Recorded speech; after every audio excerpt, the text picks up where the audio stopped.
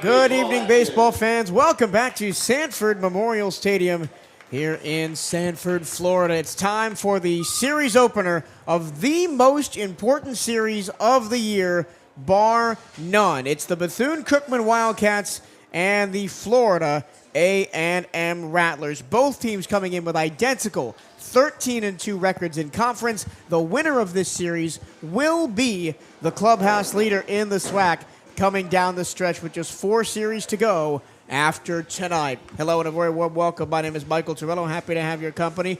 SID Bryce Wojnarowski joins me from the press box here in Sanford.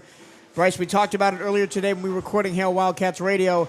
It is impossible to overstate how important this series is. It always feels like we're due for one of these down the stretch, right? And usually it tends to be that team from up north in Tallahassee. And, I mean, this is a little bit different of a look we've seen in this series than in years past. Of course, I mean, this Wildcats team, a very different one than we've seen in recent years. But a lot of times it's been the opposite, where the Wildcats have come in on top and FAMU's been that number 2 seed and come in trying to gunner for the top spot. But either way, I mean, these teams could both be tied for dead last, and this series would be one of the most important of the year, at least in terms of bragging rights. But you cannot overstate the importance of the standings. And, of course, we know it's certainly going to look a little different here in Sanford, at Sanford Memorial Stadium. I'm sure we'll get into that as the game goes on. But it's going to take some poise early for whoever's going to take this one home. For the Wildcats, they'll throw Tanner Vocabello, as they have done usually on Friday nights. He's out there warming up right now. First team All-SWAC preseason SWAC pitcher of the year. 55 innings pitched for Vocabello. He's got a 5.24 ERA. He's allowed 43 runs on 64 hits, 32 earned, striking out 41 and walking 20. He's allowed 14 doubles, 3 triples, 5 homers, 1 wild pitch, 5 hit by pitches, and once again his ERA 5.24. It has not been the Tanner Vocabello that we remember from last year, but he's going to have to find some vintage form this evening. Standing in the batter's box to lead things off for FAMU, here is William Brown, the second baseman. Brown, second base.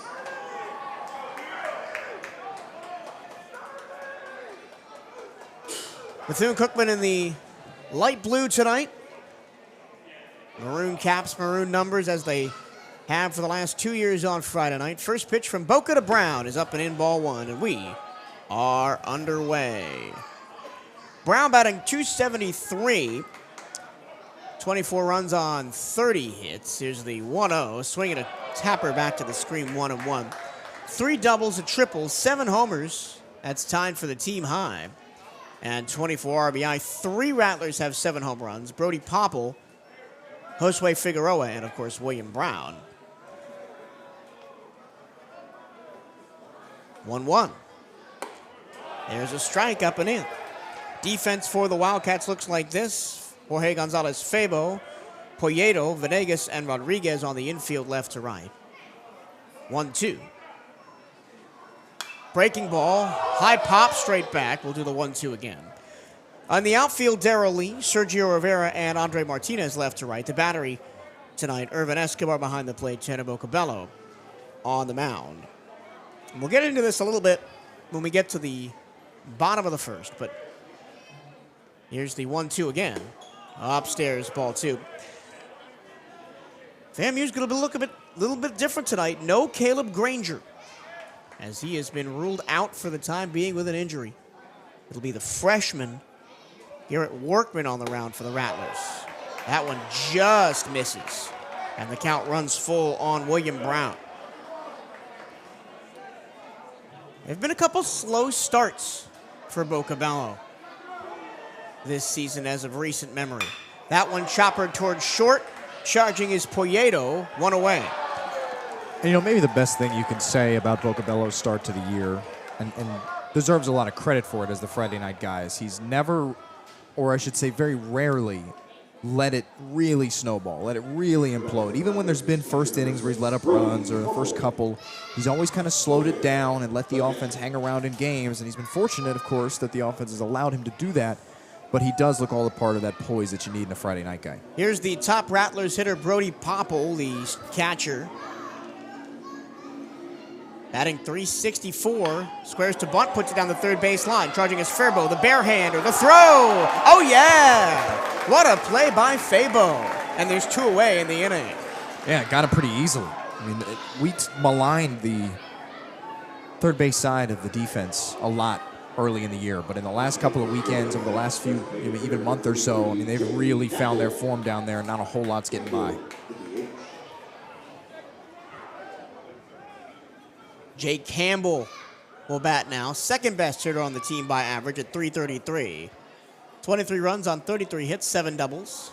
A triple, 3 homers, and 20 batted in. High pop, foul, first base side out of play. And the count is 0-1.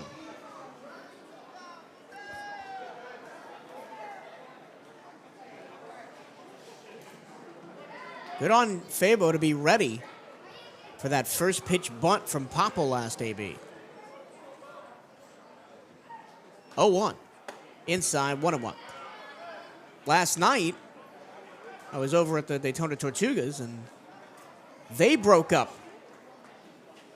a one-hitter with 2 bunt singles to begin an inning. That's let them take over the game. So the bunts can get to you if you let them. The infield playing well back here with 2 away in the inning. Here's the 1-1 pitch to Campbell, the designated hitter. Campbell, line drive, base hit to left field. Prieto nearly had that one. Just kind of flung his glove up there in a little bit of desperation. If he had one more step on that, probably comes up with the snag, but impressive jump just to make it that close. The 2-out bug bites the Wildcats again. The batter is first baseman number 21, Josue Figueroa. And now the Wildcats have a base runner to deal with, and you know that base runners have been a problem for this Wildcat pitching staff. They look to be in rhythm when there's nobody in base, but as soon as somebody gets on, they start picking off over and over and over again. You can get a pitcher out of rhythm. Here's Josue Figueroa, batting .272. First pitch to him, swing and a miss. 22 runs on 25 hits for Figueroa, 3 doubles. Tied for the team high with Brown and Papa with 7 home runs and 24 batted in. That one caught the outside corner, a little bit of off speed from Vocabello, 0-2.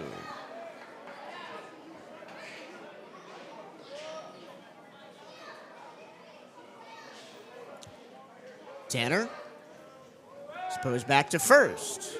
Sliding back in is Campbell. Yeah, you can almost tell when he's getting set to throw over. Tanner pauses just a step longer, waits on the delivery, shook off one there. 0-2 hit him. And that's what you can't do. 0-2, 2 out. Just completely missed his spot and hit Figueroa 2 on now. When you're as successful as Florida A&M has been this season, generally means it's because you can win in a lot of different ways. And you know this team is one that can get out and run. They'll beat you with singles. They'll beat you with doubles. You just can't give up the free ones. The way they haven't done it is with steals. This FAMU team does not like to steal. Just 32 on the year as a team. Breaking ball, fouled straight back by Justin Cruz, the center fielder. Cruz batting .324, third best on the team. 14 runs on 22 hits. 4 doubles, no triples, 3 homers, 20 batted in. 2 on, 2 out. Check swing, taps it foul, 0-2. So for the third straight batter, or third of the first 4, excuse me, Tanner Vocabello is ahead 0-2. And trying to get out of this inning. Here's the pitch. Breaking ball in the dirt. Stoppered up by Escobar, runners hold. For comparison of that 32 steals number, we've talked about this Wildcats team as not being a big stealing team. They have 82 on the year. A ball and 2 strikes. Boca trying to get out of the top of the first. In the dirt again with the breaking ball, trying to get a chase, 2-2. Now you're going to have to attack Cruz here. Rattlers in the all-black trimmed in orange tonight. Boca checks the runners and comes home with it. Slow chopper towards third. Charging is Fabo. He got bumped by the runner, but he still makes the play at first. That's the end of the inning, although the runners have stayed put. No runs, 1 hit, 2 left. We go to the bottom of the first. It's a no score. Wildcats coming to bat. As we go in between the innings, I'll play you my pregame interview with Coach Johnny Hernandez. I'm here with Coach Hernandez before the Wildcats take on Florida A&M here on Thursday afternoon. Coach, let's go back to Tuesday night against UNF.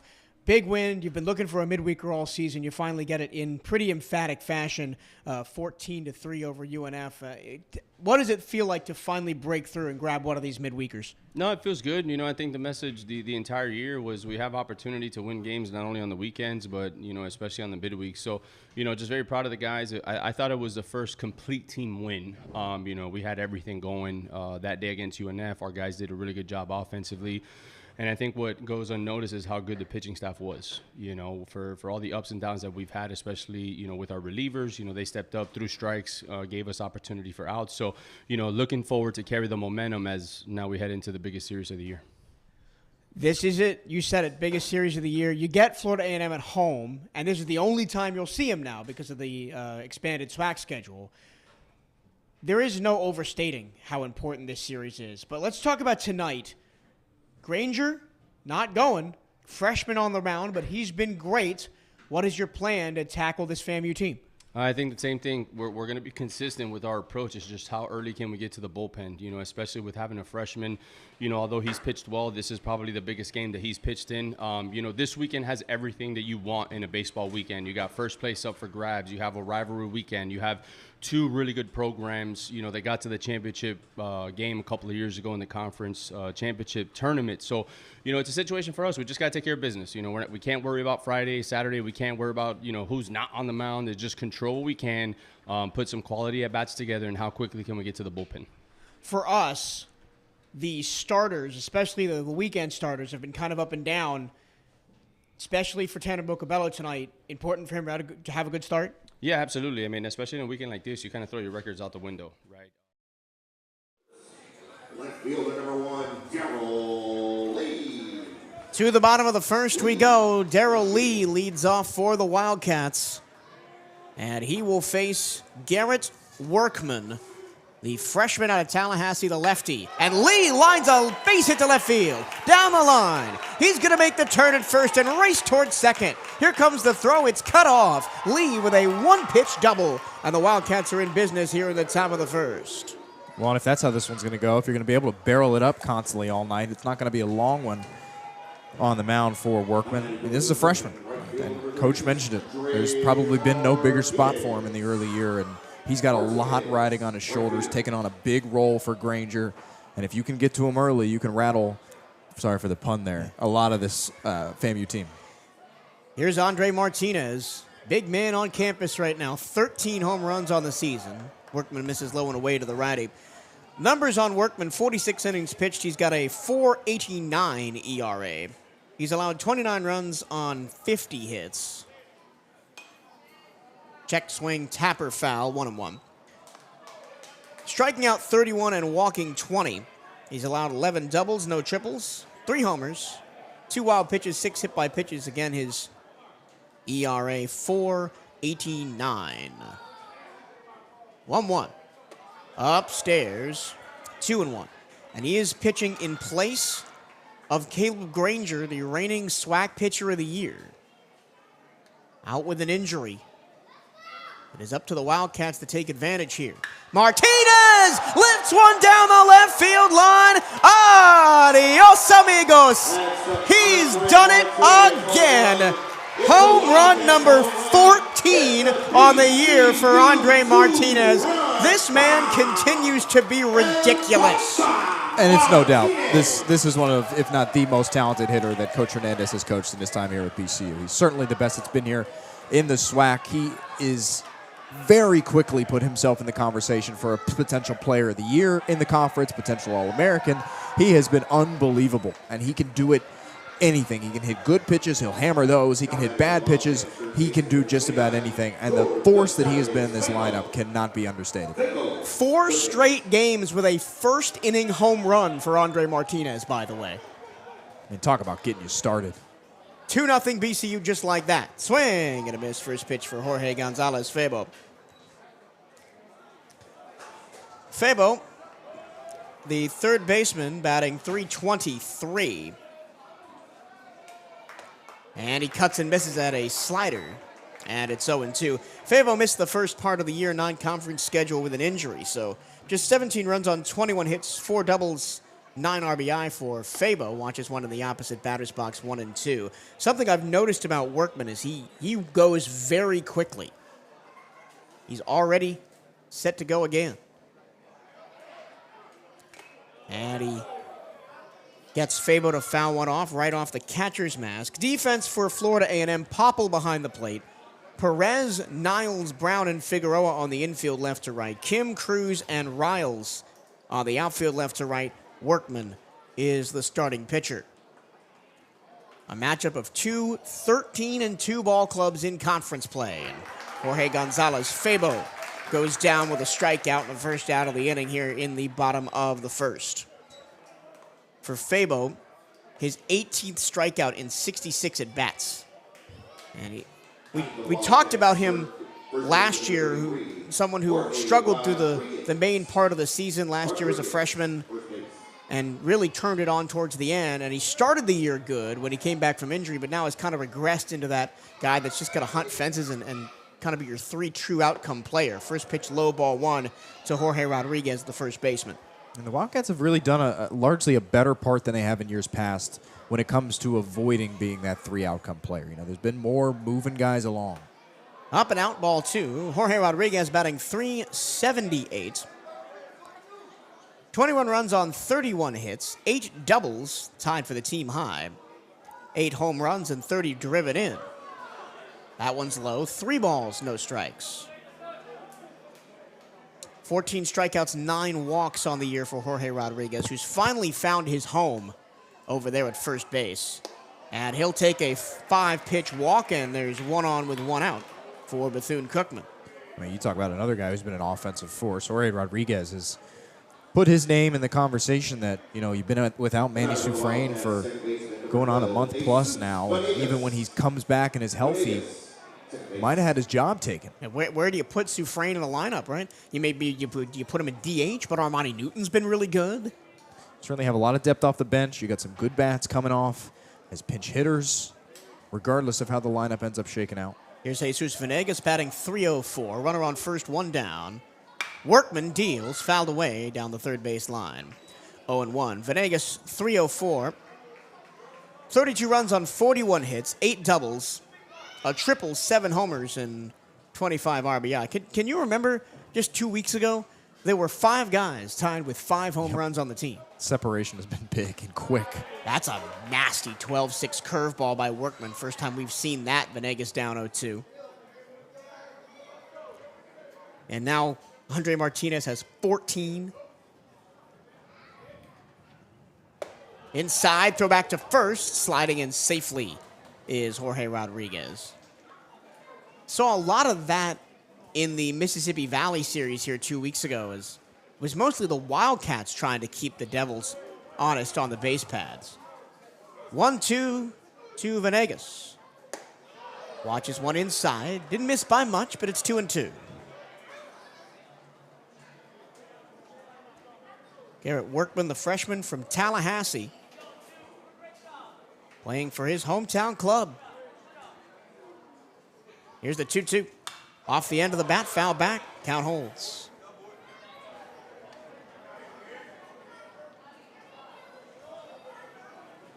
And we talk about getting to the bullpen and continuing to dominate these SWAC bullpens. This Florida A&M team is not going to play like that. They're going to play very much like the Wildcats. They've got depth back there. Coach Shoup adamant about recruiting pitching talent as Venegas waves and misses. Second strikeout of the inning for Workman.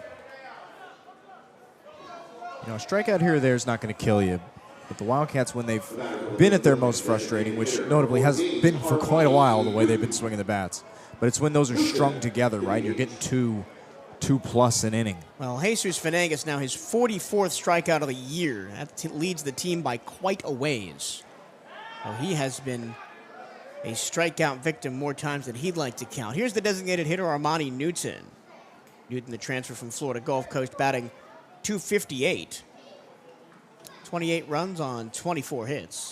And he grounds one softly towards second, charging is Brown. Brown to first, and that'll end the inning. 2 runs, 2 hits, and 1 left on. We go to the second inning, 2-0 Bethune-Cookman here on the CatEye Network.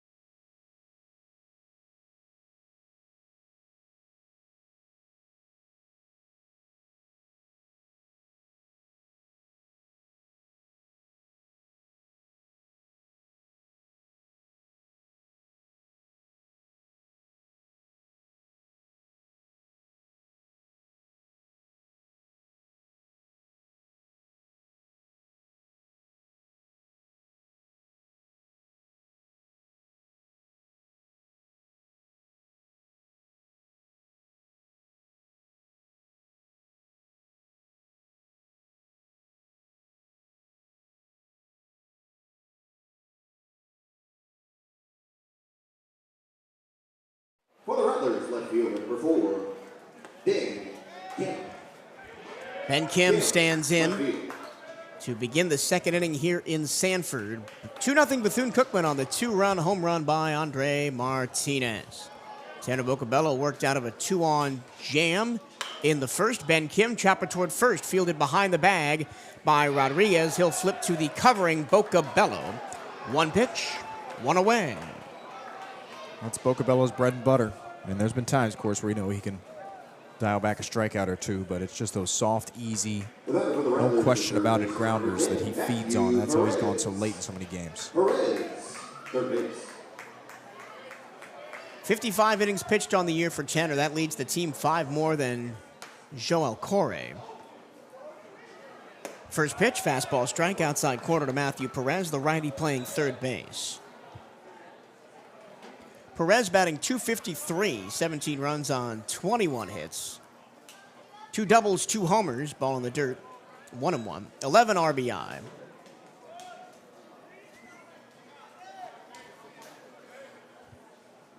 Nobody on, 1 out here.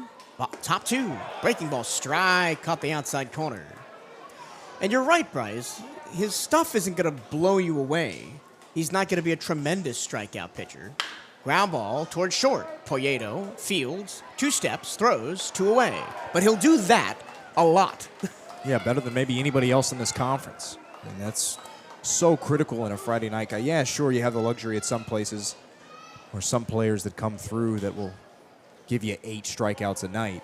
But you certainly don't need it. And on Friday, really, maybe more so than any other day, it's not important. You're just cruising through, giving that bullpen as many breaks as possible, keeping that pitch count low, low, low. You can really help out the whole team. 41 strikeouts in 55 innings, less than 1 K per inning for Vocabello. Here is the right fielder, Colton Riles, with 2 down. Check swing. I believe that hit the mask of Irvin Escobar and rolled away. So 1 ball and no strikes. Riles batting .353. starting only his 5th game of the season tonight. 5 runs on 6 hits in 17 at-bats. And now we're going to have a conversation as Coach Hernandez thinks that hit the knob of the bat and should be a foul ball instead of ball 1. And again, I don't think this is going to go anywhere. More so a courtesy. Let's talk about it. Umpires tonight behind the plate, Jose Esteres. At first base, Jose Revuelta. And at third is Arthur Thigpen.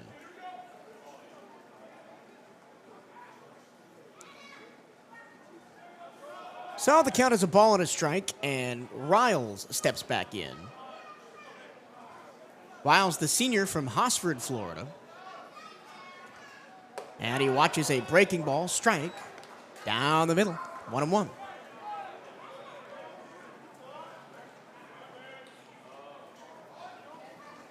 Vocabello looking for a quick 1-2-3 inning here. Pass ball, strike at the knees, 1-2.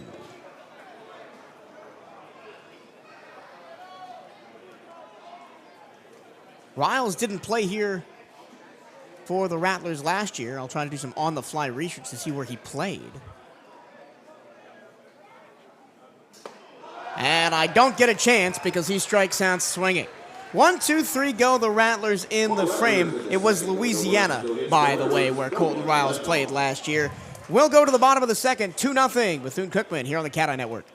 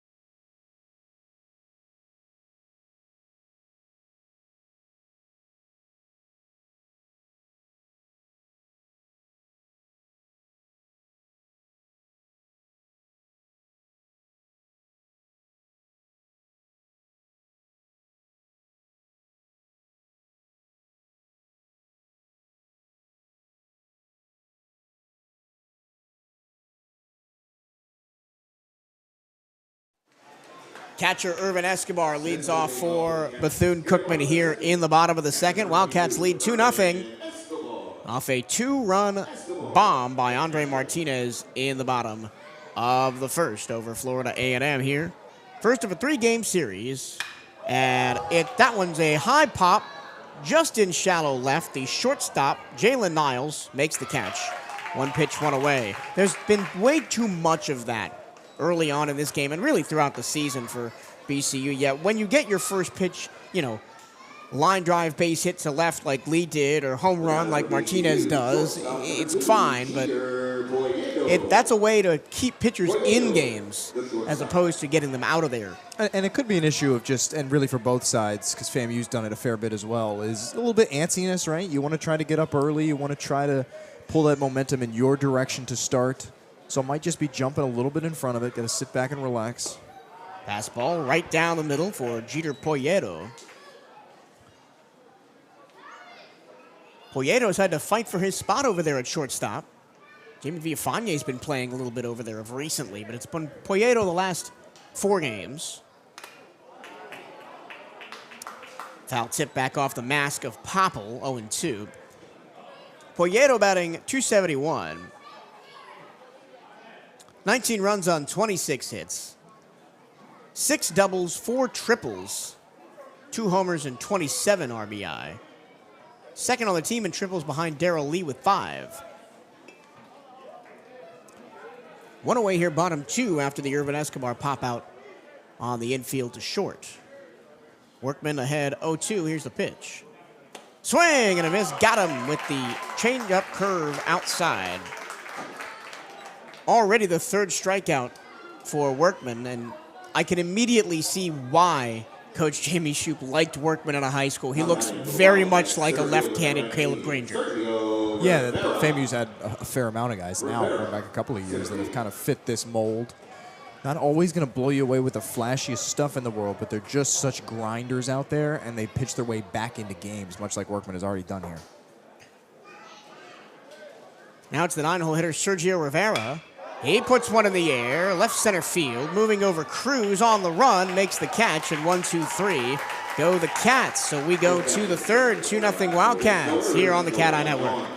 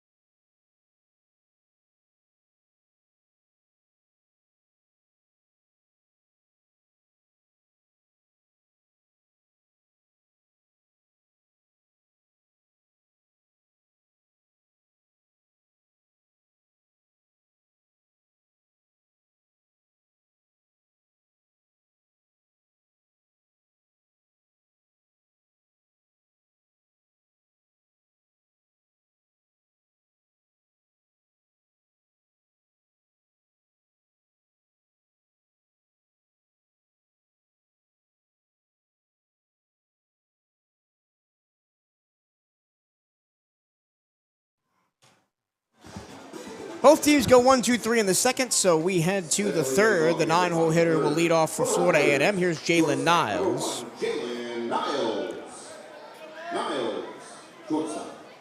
Niles batting .250 on the year. 19 runs on 23 hits.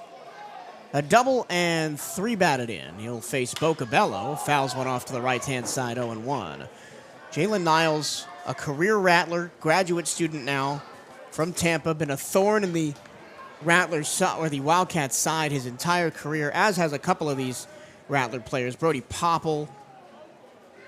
Boca misses low, 1-1. Josue Figueroa, Ben Kim. Guys that have haunted the Wildcats, especially 2 years ago in that SWAC championship game. Pop fly on the infield left-hand side. Jeter Poyeto is tracking it, and just inside the dirt, makes the catch, and then throws the ball away into right field. Thankfully, there's nobody else on base. Man, this game is not exactly how I expected it to start. And again, I think it kind of goes back to what I mentioned last inning, where I think everybody's just so ready, right? You want to jump on him early. Rivalry game, first place on the line, all that. Everybody's trying to just find some magic in the bat early, and it's kind of just leading to some really quick ones. Back to the top of the order for FAMU. Here's William Brown, grounded out to short his first time up. The pitchers definitely look more adjusted than the hitters do early on. Slider strike 1-1. With the exception maybe of the first two batters that Garrett Workman faced in the bottom of the first. That one a fastball low, 2-1, where Darrell Lee hit a double, and then Andre Martinez hit a home run. But after that, he settled down and only allowed one base runner. Vocabello got himself into a bit of trouble in the top of the first. Allowed a hit and a hit by pitch. Fouled away, 2-2. And then has not allowed a base runner since then either. But you know as well as I that that can change in a heartbeat. Swing and a miss. Ball in the dirt. To complete the strikeout, Escobar flips to first. Second K on the night for Vocabello, 2 down. Vocabello just looks so in control, as he does so many times. And again, we mentioned it back at the start, where things got a little hairy right in that first part of the game. Slowed everything down. Really, I mean, he's gotten some help from the FAMU Bats, make no mistake about it. But very much in control of everything that he's thrown. He's looked more in command than he has in his last 2 starts. I mean, against Valley, of course, he allowed the 10 hits, but only gave up 3 runs. First pitch of ball to Brody Popple. Bunted his first time up. That time he lifts it in the air right down the right field line. Back it goes, and it is foul barely. They don't get much less foul than that one. No. You're fortunate. I mean, That's the a first triple piece of, waiting to happen. That's the first piece of hard contact FAMU has really had just about all night. Of course, that's early, but that tends to be an indicator of things to come. A little, again, but still right there, right out in front of it. Popple, still kind of looking for something. Yeah. Popple is the best hitter FAMU has. Against Valley, again, he 3 runs on 10 hits, and of course against Alabama A&M allowed 4 runs. So he's settled down a little bit quicker than he has in the last 2 weeks. But again, that means nothing. We're only the 3rd. Fastball inside, 2-1. Don't have the benefit of the TrackMan system here out in Sanford, so don't have pitch speed. 2-1. Caught the outside corner with the fastball, 2-2.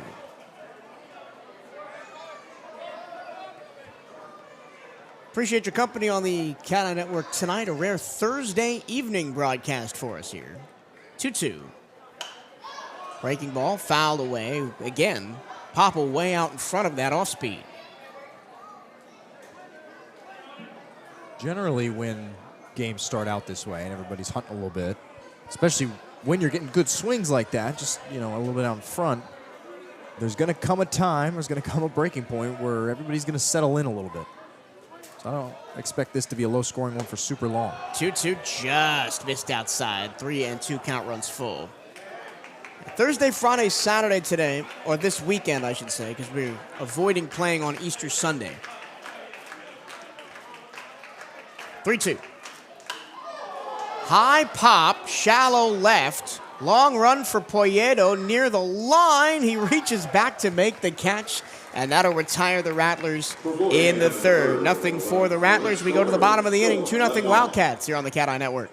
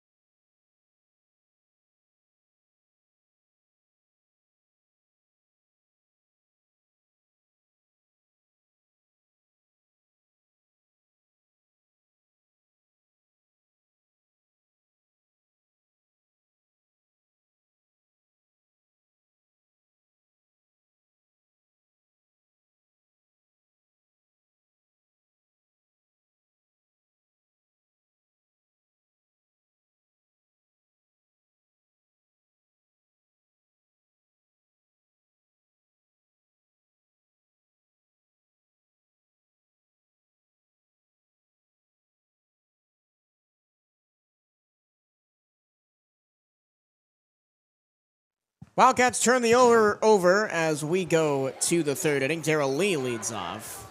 As one of the 2 Wildcat hits, led off the first with a sharp double down the first base line. Ended up coming in 1 pitch later on the Andre Martinez home run. Garrett Workman back on the hill for Florida A&M. Slider strike outside corner to Lee.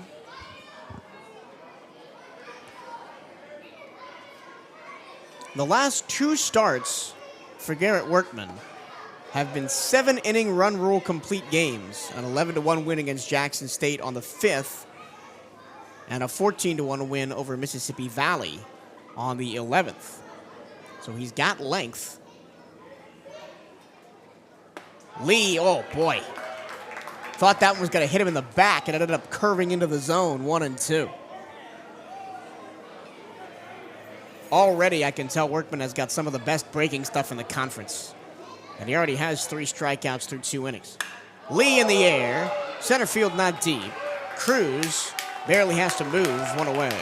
Oh boy, off the bat, I thought that one was a gapper. Just kind of stayed out there. I will say one thing about Sanford that's been consistent, which is unlike the Jack, where the wind is anything but consistent, is we've pretty much had it blown out to left every time we've been out here. Today, a little bit lighter of a wind. Yeah, and you're right, a little bit more in, but it's been consistent out there, unlike the Jack, where from one day to the next, who knows? Here's Andre Martinez, homered in the first. Wanted to homer on that one, but just a little bit late on it, 0-1. But Workman has lowered his ERA from 9 to 4.89 over his last 3 starts. 0-1. Up and in. Rushes Martinez back 1-1. And in his last 3 games, the Rattlers have scored exactly 11 runs against Prairie View, Jackson State, and Mississippi Valley. 2-1 the count. Got roughed up a bit against Southern all the way back on the 22nd of February as he loses that one low, 3 balls, 1 strike. 3 1/3 innings for Granger, 85 pitches, allowed 8 runs.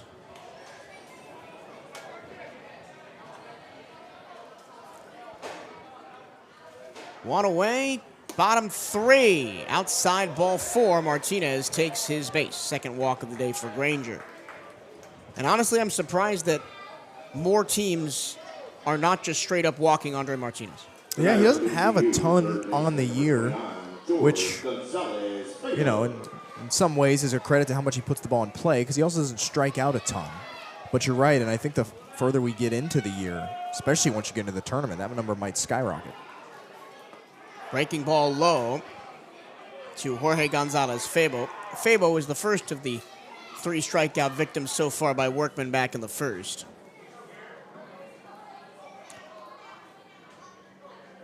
Oh, 1. Now 1-1, swing and a miss on the breaking ball. Fabo, I think, just needs to focus on putting balls in play more. He's trying to put everything out over the wall, as he did at times last year. Choking up, making contact with the ball in play. Squared a bunt, drop it down the third baseline. Charging is Perez. Barehand throw is a wild one. And having to step off the base to recover is Figueroa, and everybody's safe. Oh, and we talk a lot about the maturity level of Gonzalez Fabo, especially, you know, clubhouse and defensively. But there's one right there. I mean, you talk about struggling a little bit with the bat, trying to maybe do too much with the bat.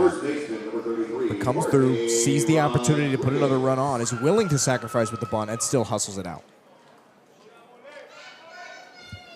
Call that a bunt single for Fabo. 2 on, 1 out. Here's Jorge Rodriguez, who walked his first time up. First time with multiple runners on base this evening for the Cats. They lead 2-0. Inside, almost hit Rodriguez. The walk numbers for this Wildcats team have not been as massive as they have been in recent years. The team leaders, Darrell Lee with 29, but after that, Sergio Rivera 19, Michael Rodriguez and Armani Newton both with 15. Wildcats wanting a balk on Workman. They're not going to get it as he spun to throw back to second and nobody covered. We've seen some balk mania over the last couple games. Coach Hernandez now wants to talk to Jose Esteves behind the plate. He thinks that's a balk. The Wildcats scored a run on a balk on Tuesday in the first inning against UNF. It was the third and final run of that first inning when it was indeed Jorge Rodriguez, who's at the plate right now, on third. He got picked off of third by the UNF pitcher, but it was judged to be a balk, so he walked home anyway. I don't know what it is about this league and the throws over to second specifically. But plenty of teams throw over to first more than we wish they would. Including us. Right, but we're one of them too, where you throw over to second, it's super dangerous. There has to be really good communication to even get guys in the right spot to make the catch. And there's so many times where it's just thrown away or wasted. Rodriguez misses. Throw back to first. Sliding back in is Fabo. And the count is 1-1. That breaking ball by Garrett Workman is missing a lot of Wildcat bats right now. And really, it's when he dials up the change of the fastballs when the Wildcats have had any sort of purchase on it. That time, Rodriguez expected the fastball and waved through the expected the breaking ball, and waved through the fastball. He's behind 1-2.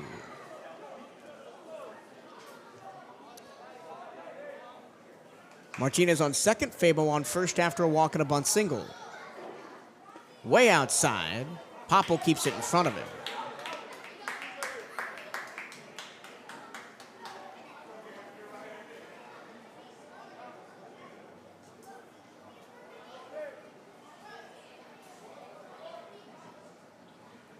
On the year, Workman's only thrown 2 wild pitches. That one low, count runs full.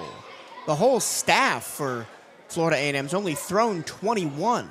By contrast, the Wildcats have thrown 38. I think that's a credit to Popple behind the plate, more so maybe than the pitchers. 3-2. Down low, ball 4. As missing with 2 straight curveballs in the dirt is Workman, and the Wildcats have the bases juiced with 1 out. The batter will be Jesus Venegas, who struck out his first time up. If you want to talk about a big spot, big opportunity for your freshman, this is it. This is the make or break portion of this start. You're going to get the trust of your head coach out here. There's nobody in the pen. Not going to yank you. But you can go from being a hero, being an early part of what you hope to be a win, or kind of letting the wheels fall off here. And for the Wildcats on the flip side, you can change the course of the entire weekend with one big swing right here. Or, even better, a little bit of a rally. I don't want to see a big swing from Venegas. I want to see him put something in the outfield, a line drive, a ground ball through the gap. I don't want him to be out hunting the fences here. Even a fly ball, if it's deep enough, will do the job with Martinez on third. Bases loaded, 1 down. Here's Jesus Venegas, who struck out his first time up, his team-leading strikeout of the season on the year, 44th for Venegas. Martinez on third, Fabo on second, Rodriguez on first. First pitch from Garrett Workman, the freshman. Caught the upstairs and outside corner to the righty, strike 1. Immediately up to look. Martinez back to third, was Popple behind the plate. A big tipping point early on in this one right here. Outside ball 1. And that's a pitch. If it drifts over the heart of the plate, that changeup, the Wildcats will jump all over that. 1-1. Swing and a miss. Dialed up the fastball inside corner, and it's 1-2. Yeah, that little uptick in velocity there. Some of the off-speed stuff he throws is a little bit, not quite sleepy, but definitely a tick down. So when you can fire that one up high in the zone, it's hard for us to catch up. 1-2. Venegas lines it to left. Making the catch is Kim. Charging home is Martinez. He'll score as the throw is cut off. So Venegas does the job, picks up an RBI on a line out to left. Andre Martinez scores, 3-0 Cats. And, of course, it's not the flashy double or the home run or even a single there, but I do like that swing from Venegas, right? Wasn't too big with it. Just tried to put it on the outfield, and you are rewarded with a run. There is absolutely nothing wrong with that. There's been plenty of times where we can, even this year, say we would have taken a swing like that from a guy like Venegas. So, way to do a job there. Now here's Armani Newton, 0 for 1. Grounded out to second to end the first. 2 on, 2 out. Check swing. And I'm not sure where that slider missed. But it did, according to home plate umpire Jose Esteves. And it's a ball and no strikes. I saw Workman on the mound just shaking his head like, What was that? 1-0. Lefty to lefty. That's a frisbee breaking ball that just has so much run on it. It starts on the inside corner and tails away into the outside batter's box. Caught the zone that time, 1-1.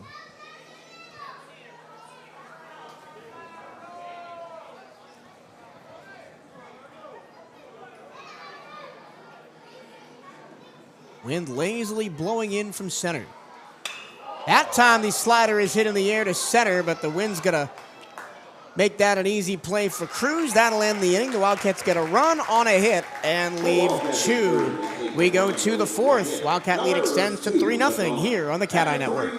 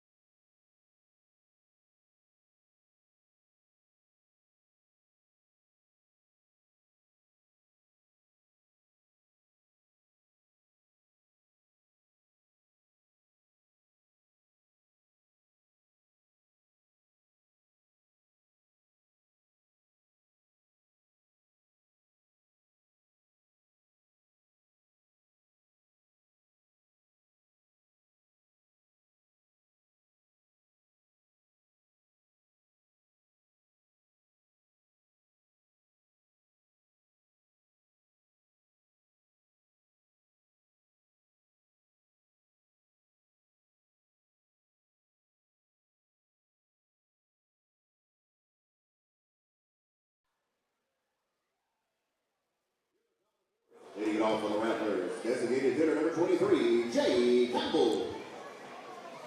Jay Campbell leads off for Florida A&M as we go to the top of the 4th. 3-0 Wildcats as BCU plates one in the bottom of the 3rd. First pitch from Vocabello. 12-6 curve misses low, 1-0. Campbell, the freshman from Tallahassee, playing for his hometown team. Faces the senior from Tampa, Tanner Vocabello. Ground ball towards 3rd. That's a foul ball over the base. Barely. Yeah, that's a couple for the Rattlers who may have feel hard done on. There was the one by Popple back in the 3rd where he lasered one down the right field line. It was fouled by a couple inches. That one might have been fouled by a couple centimeters. So says third base umpire Arthur Thigpen.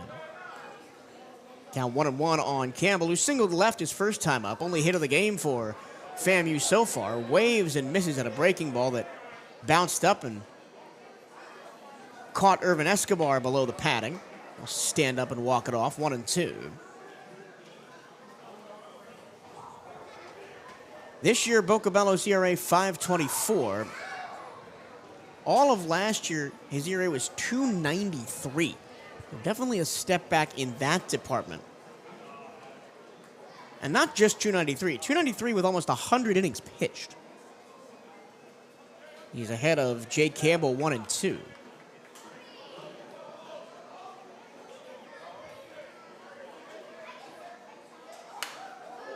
Barely caught up to the slider that time did Campbell. Count holds 1-2. And I'm not sure what really to credit that to for Vocabello. Is it a change in style? Is it maybe a change in defense behind him?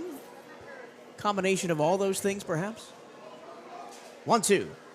Got him swinging on the lazy 12-6 curve. The ball bounces in front of the plate. Escobar cleans it up, one away. You would think for a team that's largely been out in front that they would make their hay a lot of times on those breaking balls, but they continue to just be out in front of everything. That ball, and the bat was just about even with Vocabello facing the mound by the time that one even got to the plate. I mean, it certainly doesn't help that it tails so far outside that you just kind of have to fan at it. Here's Josue Figueroa, who was hit by a pitch his first time up. First pitch fastball at the knee, strike one.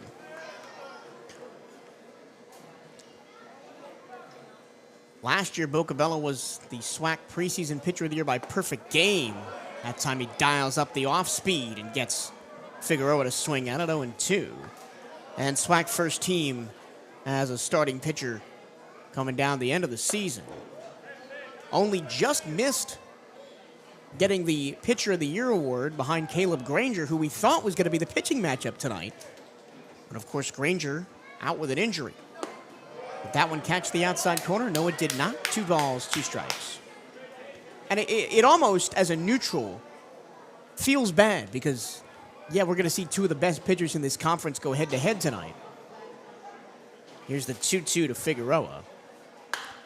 High pop left field line, opposite field out of play. Count holds. And we were kind of, robbed of potentially a star-studded pitching matchup. Not that Garrett Workman's done a bad job.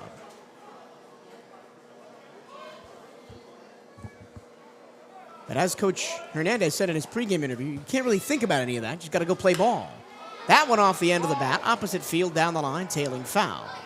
So for the 3rd time, we'll do the 2-2.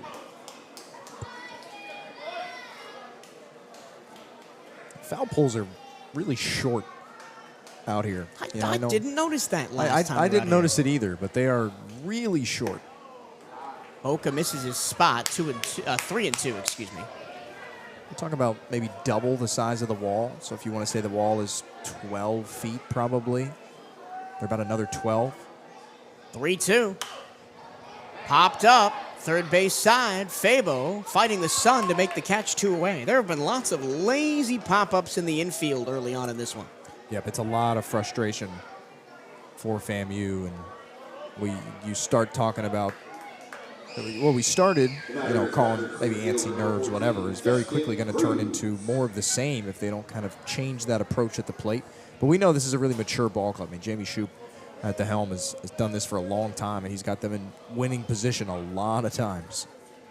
First pitch, fastball, strike down Broadway to Justin Cruz.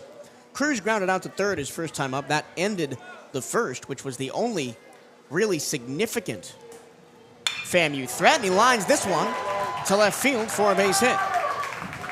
So just like the first inning, 2 quick outs and a base hit to left field for Florida A&M. That'll bring up Ben Kim, who grounded out to first, back in the second.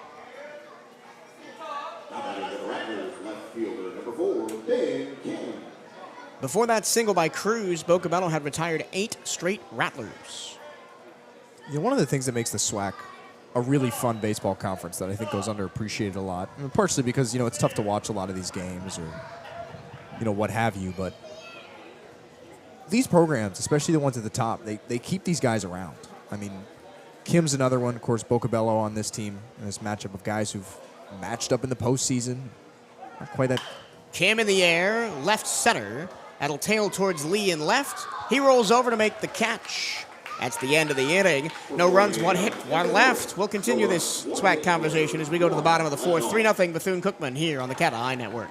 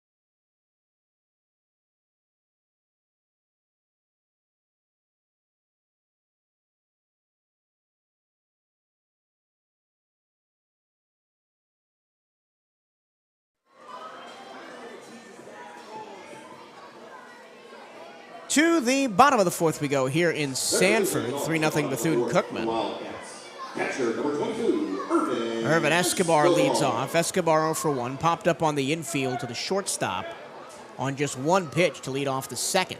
Workman back in, and that's a line drive base hit past the diving glove of Niles into center field. 2 pitches, 2 swings, 2 balls in play for Escobar. 1 a lazy pop-up, that one a barreled line drive up the middle. Escobar, a guy who's fortunate to see the move of Rodriguez over to first base a lot so that he can get that bat back into the lineup. I mean, we're very much nearing the time of the year that he has dominated, so he's not that he's ever really struggled a lot this year. I mean, pretty consistent with the bat, but expected to pick up in the next couple of weeks.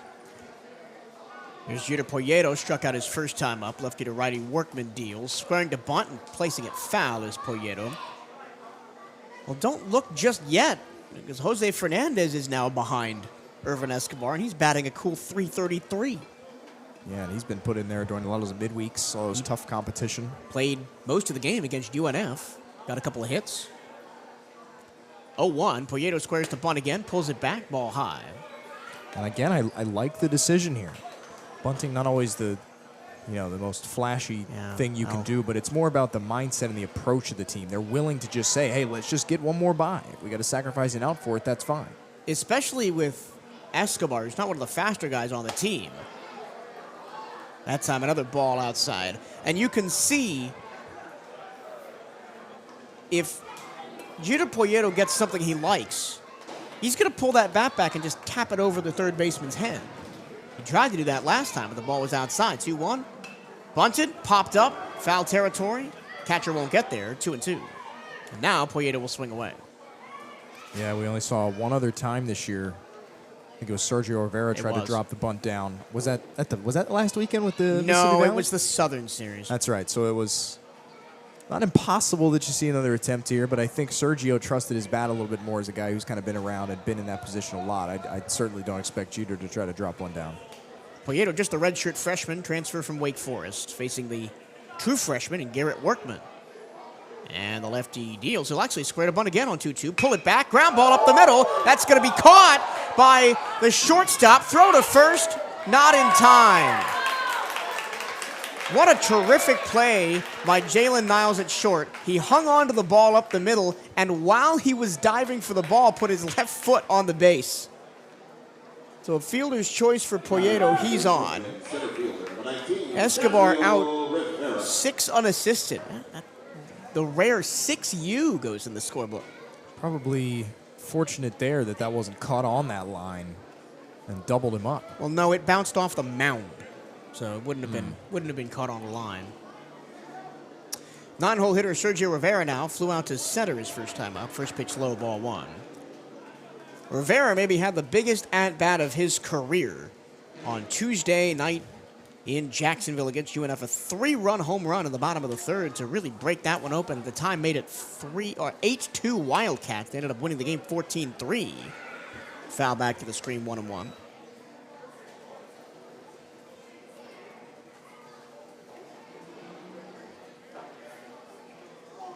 It was Rivera's second home run of the season. Hit one against Valley that just crept over that left field wall. 1-1 as there's a throwback to first. In that Valley series, of course, the Wildcats hit 9 home runs, but the wind was really helping. I mean, Villafañe's won, Sergio Rivera's won. They maybe didn't deserve to get out, but with the wind blowing as hard as it was that weekend, just kind of helped them creep over the left field wall. 1-1 to Rivera, 1 away, 1 on. Strike inside corner, 1-2.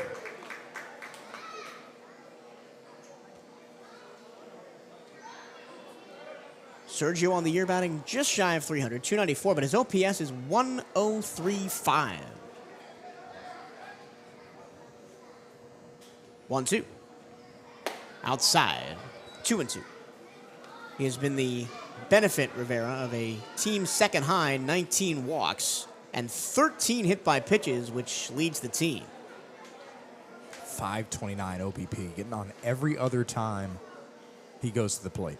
2-2, bounce to the plate. That one goes back to first. The ball gets into right field. Wildcats extremely lucky because Jeter Poyeto fell down trying to retreat back to first and was caught in no man's land, but the throw by Popple bounced over Figueroa's head and into right field. Yeah, still got those turf legs a little bit. Not used to a little bit of give there with the infield dirt maybe. But yeah, very lucky. I mean, he was dead to rights. Full count now. Workman to Rivera. And Rivera swings and misses. Here's the throw down to second on the steal. Strike him out, throw him out, double play, end of the inning. It was a late decision by Poyeto to go, and that was not the correct decision because the Wildcats get a single by Escobar but end up going 1-2-3 anyway. We go to the fifth inning, 3-0 Bethune-Cookman here on the CatEye Network.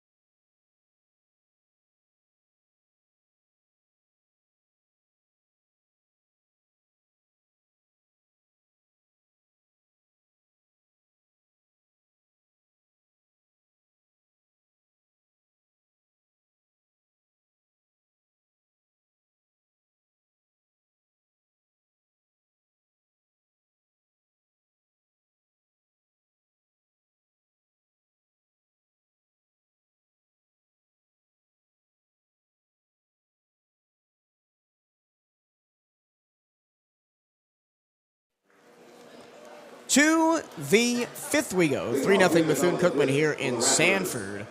Offense hard to come by for both teams. Just 3 runners on for FAMU in the ball game. Wildcats have also stranded 3. Swing and a miss by Matthew Perez, grounded out to short his first time up.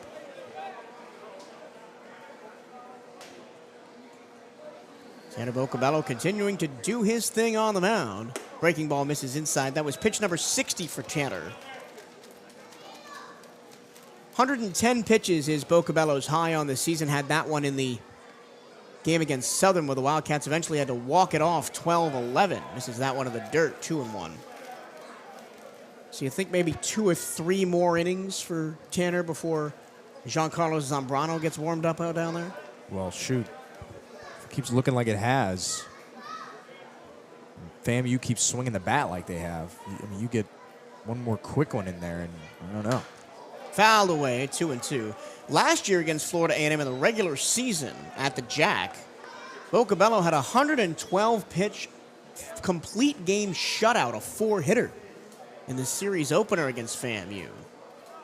The series the Wildcats were going to win 2-1. Caught on it, Biz. 12-6 curve gets the job done, and Perez goes down. 4th K for Tanner. Here comes Colton Riles, who was the first Vocabello strikeout victim back in the second. He just looks so cool, calm, and collected. How many times have we said, right, the pitching, even though the numbers still look good, they haven't quite felt as dominant as they have in years past. And if you can return to that, be that shutdown, this team can go anywhere. First pitch, swing and miss by Riles. Tanner Vocabello, the former St. John's River State player for 2 years before moseying over across the state to join the Wildcats last year. 0-1 to Riles. Fastball misses upstairs.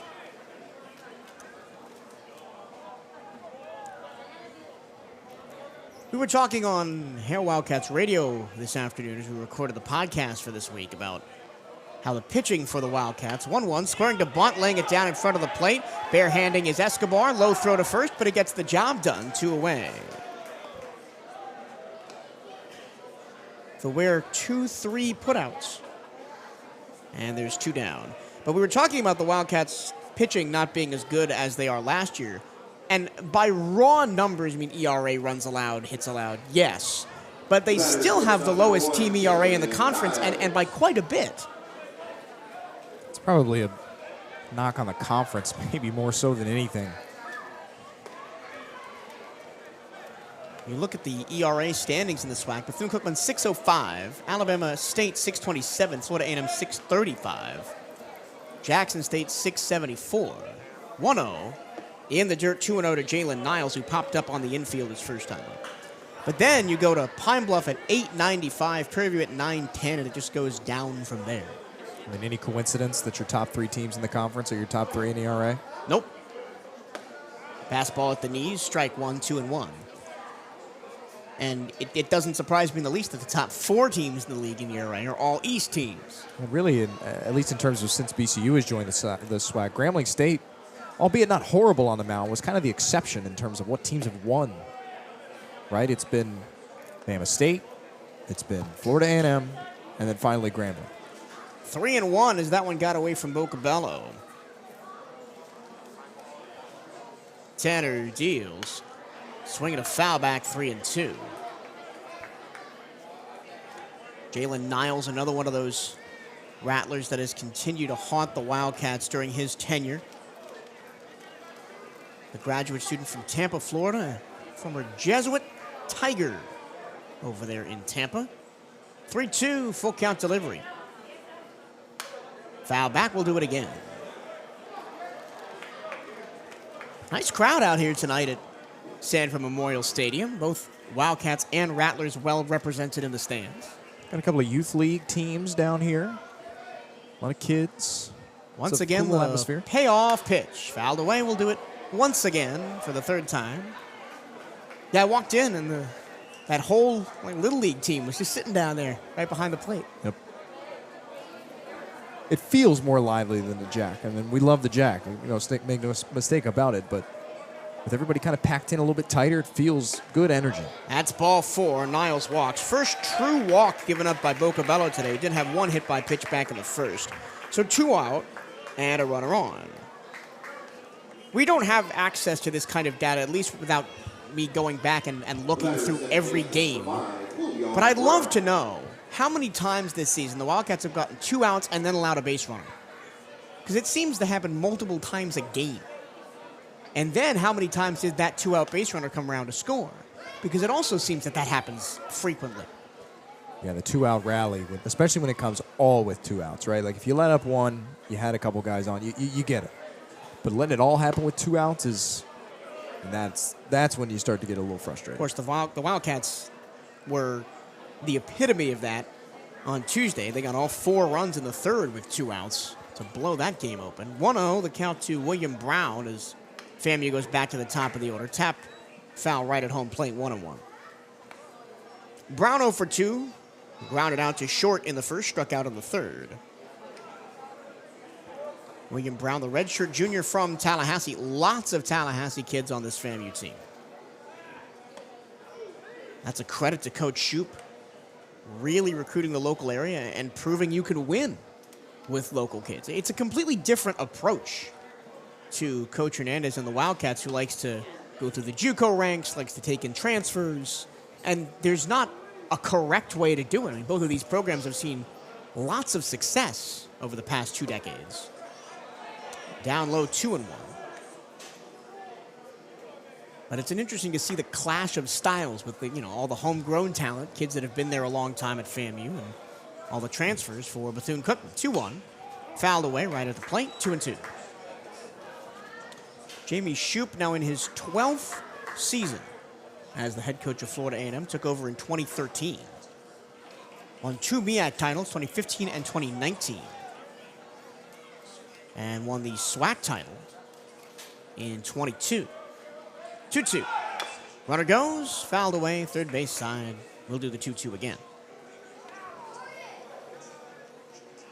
And even if Boca gets out of this inning relatively quickly, it's still been a big one.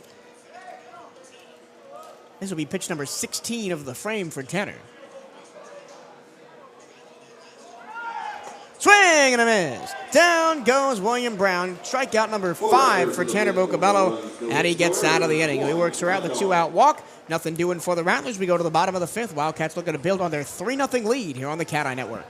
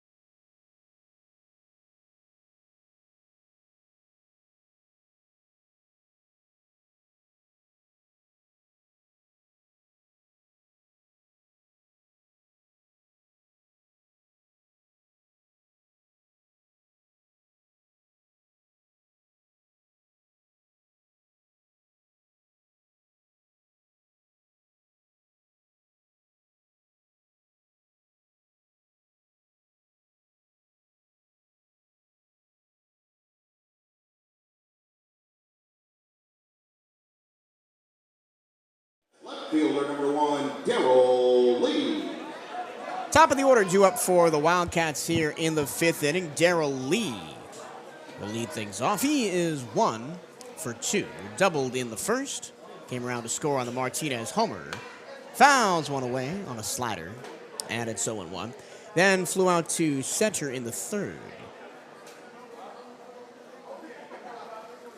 3-0 Wildcats. The 2-run homer by Andre Martinez in the first.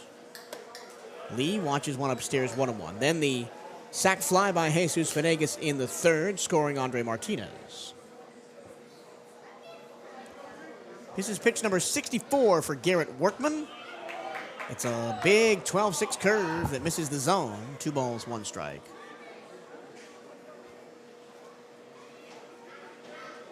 We don't have pitch data for a lot of the games for FAM. 2-1.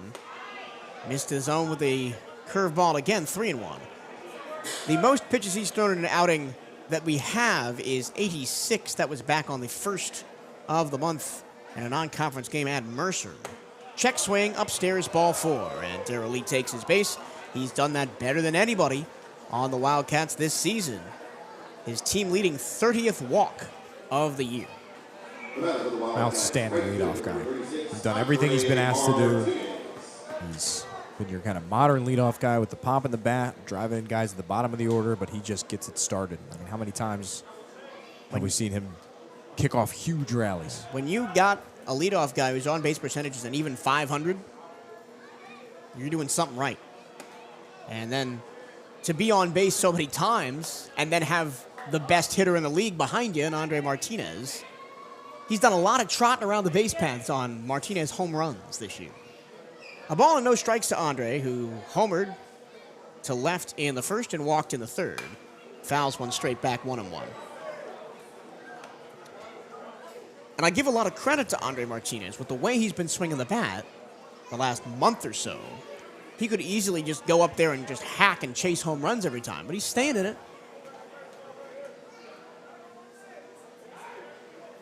He's a guy with a bunch of home runs, yes. Pitch. Breaking ball caught the outside corner, 1-2.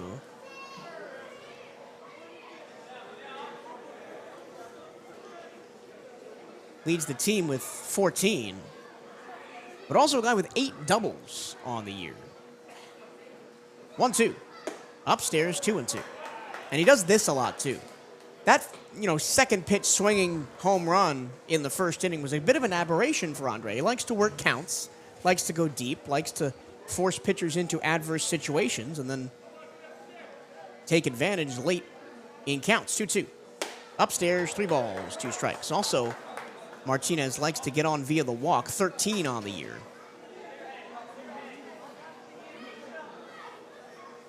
His on-base percentage up at .442.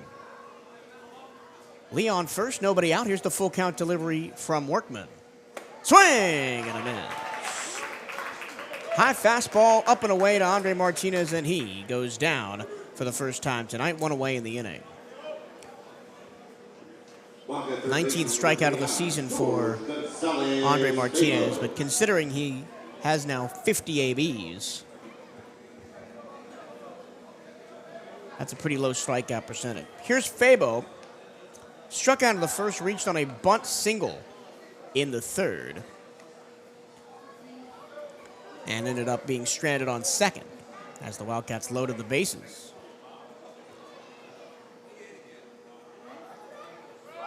First pitch to him, runner goes, ball in the dirt. The throw is way into center field. And bobbled by Cruz in center as well, but Darrell Lee didn't take advantage and take third. We'll give him a stolen base. And now a runner in scoring position for Fabo. I did mention that Lee was one of the few guys on this team I'd trust to steal a base after Irvin Escobar was caught, or Gito Poyeto, was caught stealing to end the fourth. 1-0. Breaking ball low. With Workman working up into the mid-70s with his pitch count. Still no movement from the Florida A&M bullpen as of yet. 2-0. Ground ball towards third. Perez will look back to runner at second and throw the ball away. Lee's good around third, coming all the way in to score with his speed. The Wildcats take advantage of a FAMU error, and it is 4-0. Well, that goes in the book, right, as the first error of the game for FAMU, but they've been kind of sloppy everywhere, and that's uncharacteristic for this team, and that's a very easy way, as we're going to see the head man, Jamie Shoup, head out there now, maybe to make a change. But that's a very easy way to tip the scales in favor of the Wildcats, is just coming out sloppy. I mean, how many times have we seen that on the other end, where the Wildcats will start a big series like that and maybe look a little bit flat, especially on the defensive side of the ball, the stuff where you like to think that you have the advantage. And then now you look at that, Wildcats add another run. Nike is the official outfitter of the Bethune-Cookman Wildcats. Gear up on the newest BCU Nike gear at Nike.com/Bethune-Cookman Wildcats. And make sure you are representing Bethune-Cookman University Athletics to the fullest. Buy the latest BCU gear online at the Bethune-Cookman online store. Go to BCUathletics.com and click on Shop to find the newest BCU clothing and apparel. That's BCUathletics.com and click on Shop. No change coming for the Rattlers. I mean, nobody's been warming up. Yeah, I thought there. I saw some people moving, but I think it was just guys just now starting to head on out there. Wildcats first baseman number 33, Jorge Rodriguez. And really, I mean, that doesn't go at all against Granger. Or, excuse me, against Workman. Workman, yeah. So, hard to pull the plug or even think about it. At this point, he's been good. 4-0 Cats. Workman misses outside to Jorge Rodriguez, who's walked twice. Been stranded on first both times, Rodriguez. Fabo leads off of second after reaching on an error by the third baseman. Down low, ball 2. The walk number is a bit concerning for Workman. 4 walks in the game. 2 of the guys he's walked have come around to score. And he's behind Rodriguez 2-0. Make that 2-1 as that one finds the bottom corner of the zone.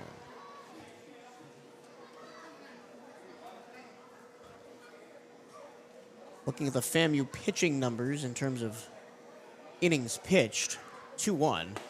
Inside, missed with the fastball, 3-1. First guy out of the pen should be Carson Kelly, the sophomore from Tallahassee. Workman behind on the count, 3-1 here. Spin to throw back to second, and just getting in under the tag is Fabo. That is one of those few times when it's good to go back to second.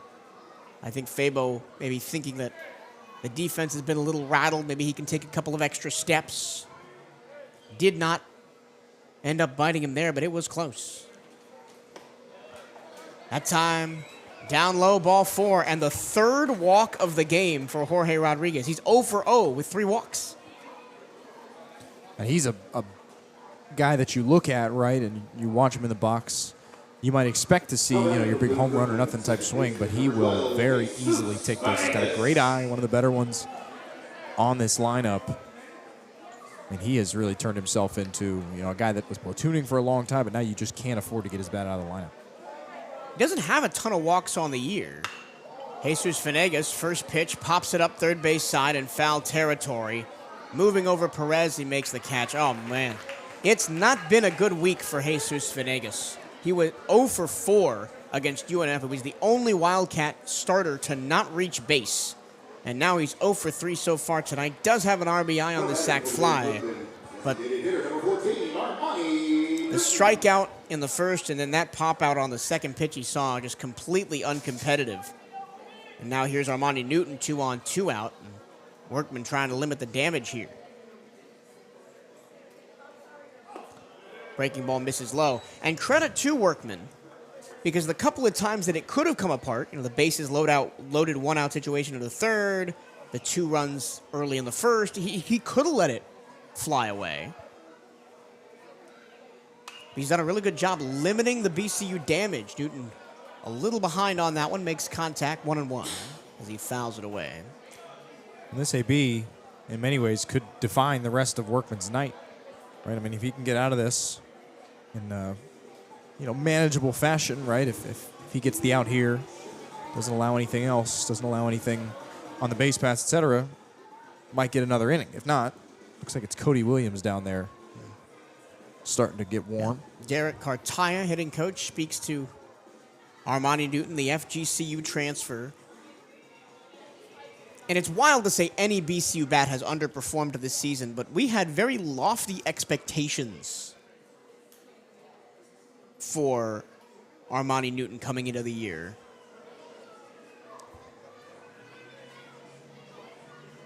He hasn't really been consistently a top performer with the bat. Popped up behind the plate. Pop will try to find it, and it'll just hit the top of the screen. It'll be a ball and 2 strikes.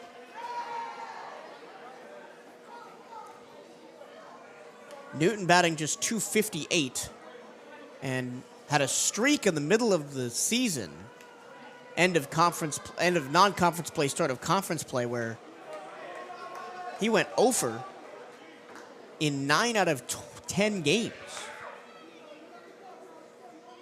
He's picked it up a little bit in conference play. 1-2. Fouled away, we'll do it again.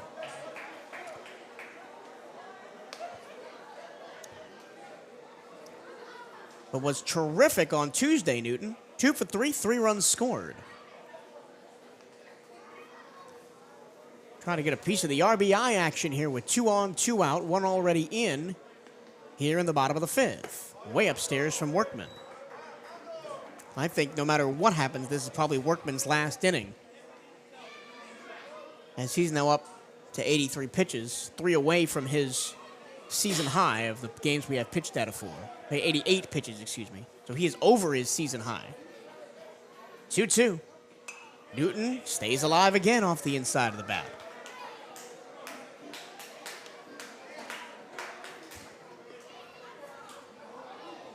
It's a gorgeous night here in Sanford. A little warm, up in the low 80s, but a wind lazily blowing in from left. Not a cloud in the sky. The sky getting to go from blue to orange.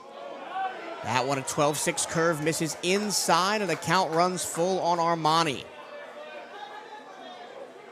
That is a pitch that if I was in the box there, Bryce, I don't think I would have taken that one. I forgot it strikes out like he does. It's an impressive take. Payoff pitch. 2 on, 2 out. He stays with it, but chops it right in front of the plate. Off the mound is Workman. He throws to first in time, and that retires the side. The Wildcats get a run on no hits, 1 error, and they leave 2. We go to the 6th. Wildcats increase their lead to 4-0 here on the CatEye Network.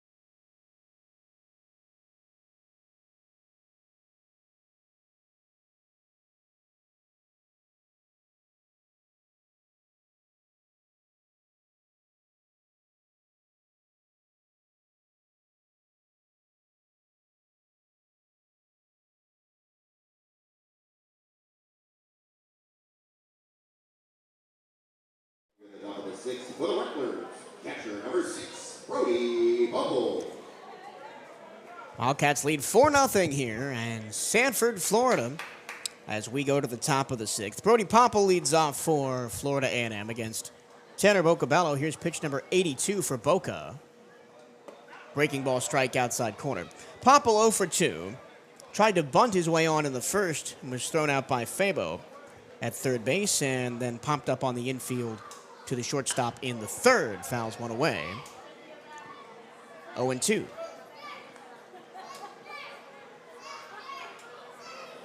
Tanner Vocabello on the season, his high pitch count is 110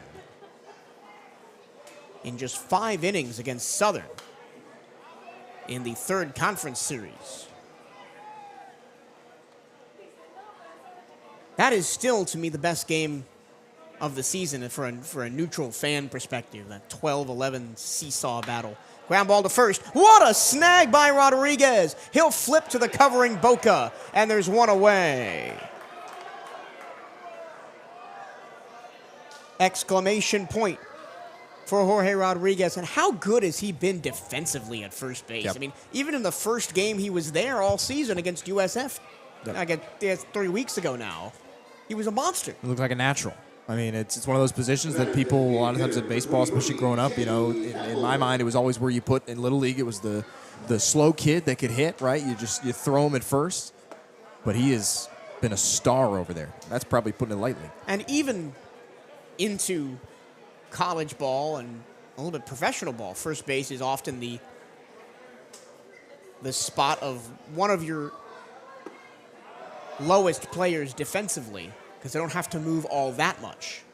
Which is crazy, right? Because the guy that touches the ball more than any other position on the diamond that's not a pitcher or catcher It's first base. is your worst defensive player a lot of times.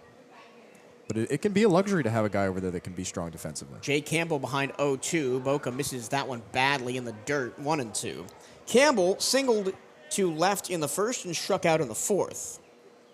One of only 2 Florida A&M hits so far this evening. The other one, a base hit to left by Justin Cruz in the fourth. Tanner deals. Up and in, ball 2.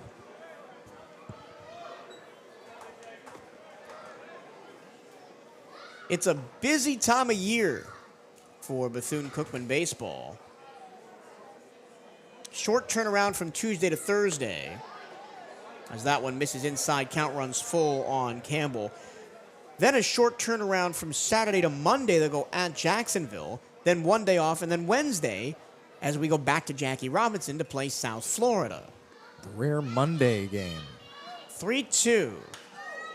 Fouled back off the foot of Campbell. Count holds. And, of course, we're playing this weekend, Thursday, Friday, Saturday, to get around Easter Sunday. But that Monday game was supposed to be the next week, but it got moved because Jacksonville doesn't allow their athletic teams to play during finals. At least that's what Coach Hernandez told me yesterday. They don't play at all? They don't play at all. Or they don't play at home? Don't play at all. Interesting. So they couldn't play midweek next week. 3-2. Off the inside of the bat, fouled over the Wildcat dugout. I guess that makes sense. I mean, the men's basketball team 2 years ago was supposed to play UConn, defending national champions, but the university ended up axing that one because they played during finals week. They wanted guys on campus for finals, which I understand. Once again, the full count delivery. Got him on the helmet. Really, the only thing that Vocabello has done wrong in this game is allow free passes. That's the second hit by pitch to go along with a walk, and there's 1-on-1 out as Campbell is on for the second time today. And at this point, you feel okay, right? Up 4-0, but we know what FAMU is capable of, and you don't want to give them a chance to unlock any kind of momentum, both for tonight and going forward, right? If you can silence the bats, if you can keep them quiet, put yourself in a position with a couple more runs here or there potentially. I mean, you're really putting a stamp on the series from the start, right? And tomorrow begins to look a little bit different. It looks a little bit more in your favor, at least momentum-wise. So you got to be careful not to let this lead to anything. I mean, there's a lot of baseball left here tonight, and we know that they could come right back in a hurry if they needed to. I see some blue jerseys scrambling down over there down the right field line, so it looks like the bullpen is going for the Wildcats. Chop foul right at home plate by Josue Figueroa. Figueroa was hit by a pitch in the first and stranded on first. Then popped out on the infield to FAMU over at third in the fourth. He bats with Campbell on first and one out here in the sixth. Righty to lefty. Here's the pitch. Outside, ball one, 1-1. If you look at just raw runs scored in the conference, Bethune-Cookman on top, 348 runs. Florida A&M all the way down in 10th at 214. 1-1. High pop, left field line. That will make the parking lot. And it's 1-2. And you can't even really put that on the level of competition, although the Wildcats have had a couple big score games. Alcorn, the series comes to mind, and UMES, of course. But a lot of the midweek games have been against the same teams. 1-2. Swing and a miss. Upstairs, fastball away, and down goes Figueroa. 2 outs in the sixth. That's just another outstanding response, right? You let one get away from you, a batter before.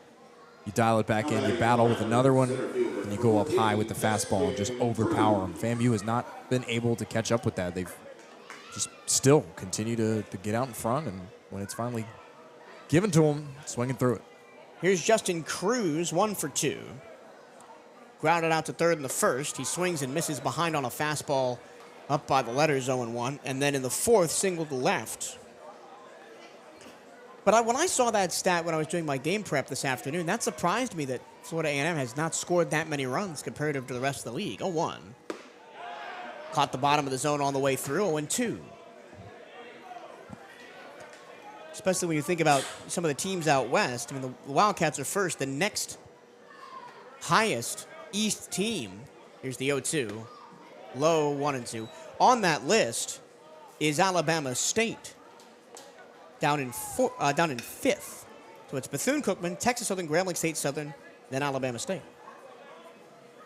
Make no mistake, FAMU still has their chances. Ground ball to third. Fabo gathers it, throws to second to end the frame. The defense for the Wildcats, especially on the infield, has been excellent tonight. And that's the end of the inning. Nothing for the Rattlers except the one hit by pitch. We go to the bottom of the sixth. The Wildcats trying to improve on their 4-0 advantage here on the CatEye Network.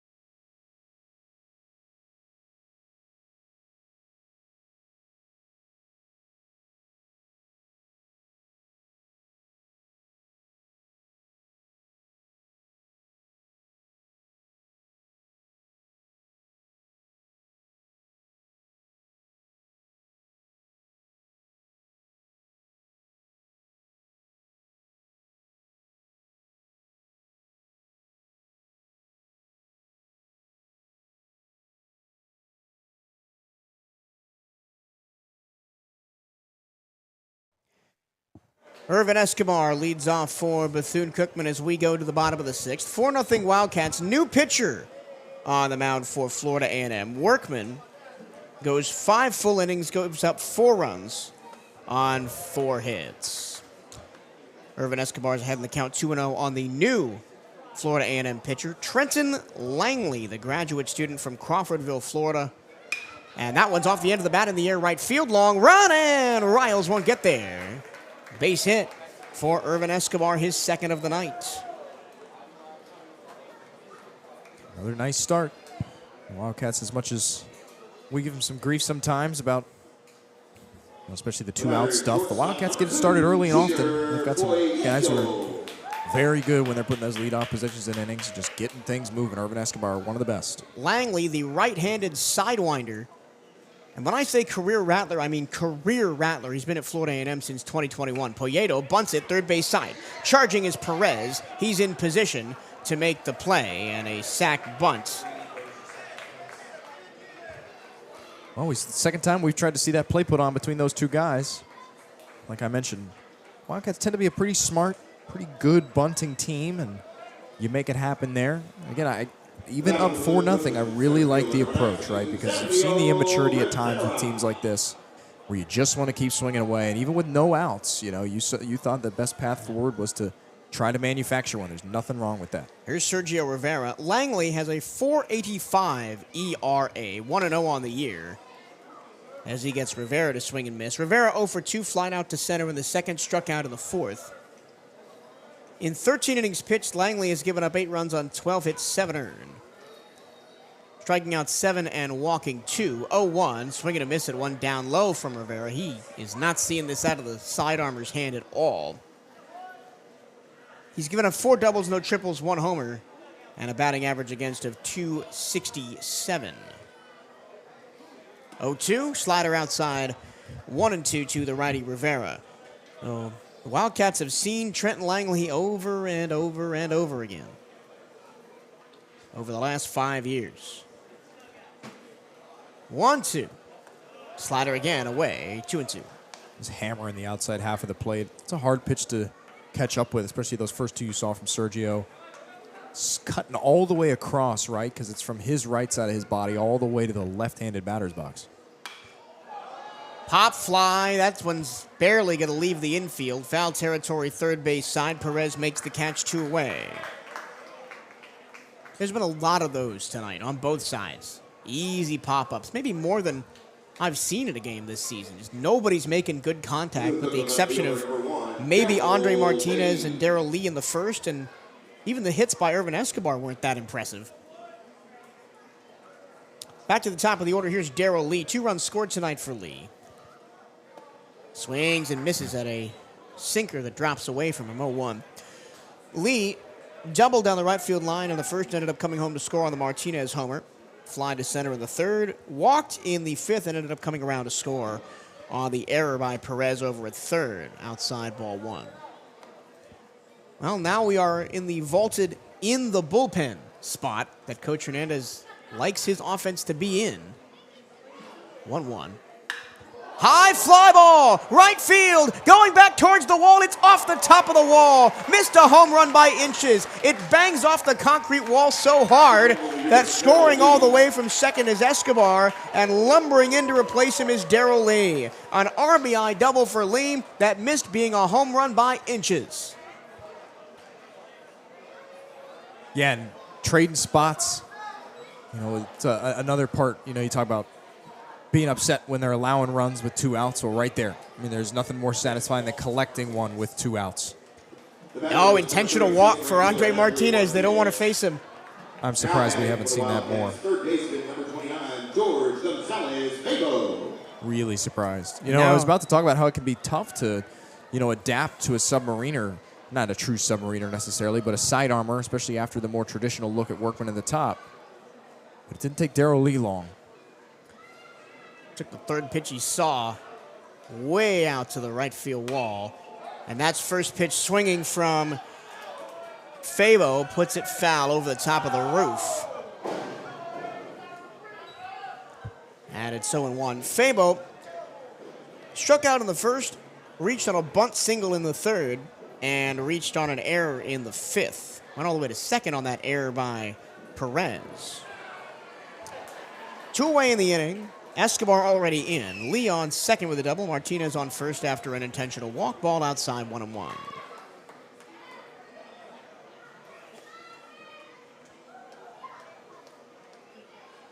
Fabo, who had such a bright start to his college career last year, way behind on that one, 1-2.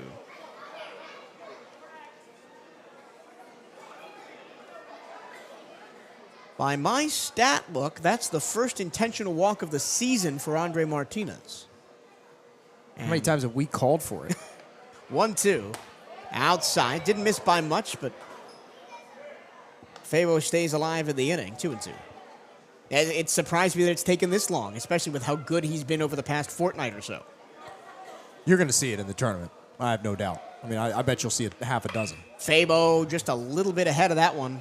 Ooh. That red car out there in the parking lot has almost been hit a couple of times. Did it get it on that one? It looked like it did. No, it just went over the top, I think. I'm sorry. I'm a bad person, but I always root for cars to get hit, especially when they're inside like 2-2, softball. Fabo fouled outside of third. I talked about it at UNF on Tuesday. It was a gray truck that almost got hit on the move by a foul ball in the parking lot. Missed it by about a foot. Yeah, one of my lasting memories from high school soccer was somebody nailed a car on a street oncoming on the side. Fabo, whoa! Ooh, watch boy. out, Coach Hernandez. That hit him somewhere. He got him on the arm. He threw up his arm to protect his face. And that was not a slow roller either. I thought he was trying to make the grab. It almost looked like from this perspective. Well, Fabo strikes out to end the inning. First strikeout for Langley, but the Wildcats pick up a run on 2 hits and leave 2. And we go to the 7th. The Wildcats increase their lead again. It's 5-0 here in Sanford on the CatEye Network.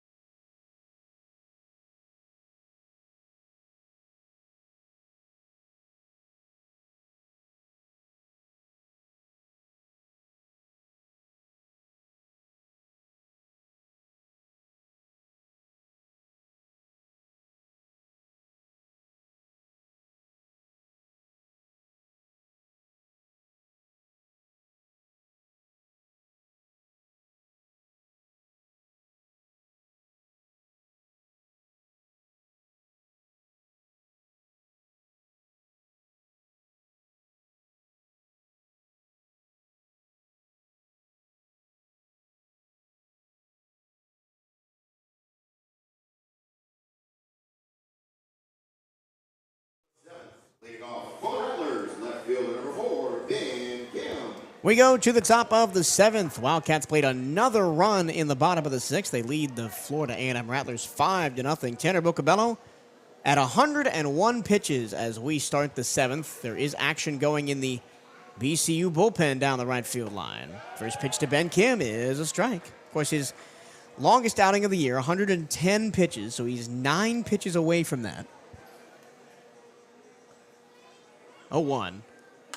Kim fouls it away. But if he continues to cruise and just allows, 2/3 of a base runner per inning, I honestly see no reason to take him out unless it's an injury concern. 100%. Especially the way it's looked, right? He's never really felt out of it. Every time that he's put a guy on or made a mistake, he's battled right back pretty much immediately. 0-2, got Kim to strike out swinging. Had no clue. This is the first time all season I've really seen Boca hammering that up-and-out fastball to lefties, and he's gotten whiffs pretty much every time on it.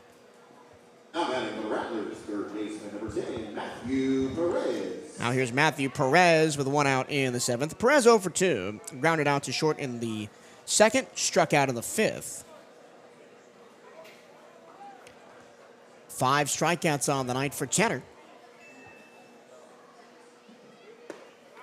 And there's another one. Vocabello has been, at times this season, a little bit wild. I mean, 20 walks on the year. Yeah, that's more than last year's total on the whole year. High fly, right center. Tracking is Martinez, and he makes the catch, put the glove up really late, but ended up snagging it for out number 2. That's not an easy play because the sun is kind of going down behind us to our left, behind the plate here. So he's battling both the lights of the stadium and the setting sun to make that catch. Yeah, it looks like FAMU is going to try to make a little bit of a shake-up here at the plate with a pinch hitter. I'll say this. If you're an avid BCU baseball fan and as much into the Florida A&M rivalry as we often see in other sports, Tanner Vocabello is a guy that you should be all over because every time he's faced FAMU, he's brought his best. I mean, we talked about a little bit between innings earlier in the game. Back last season, he had a 9-inning complete game, completely shut him out, 6 strikeouts. Later in the year at FAMU, he went 7 innings, just 1 earned run, struck out 4. I mean, he has been at his very best when he's up against your toughest opponent, and he's doing it again tonight.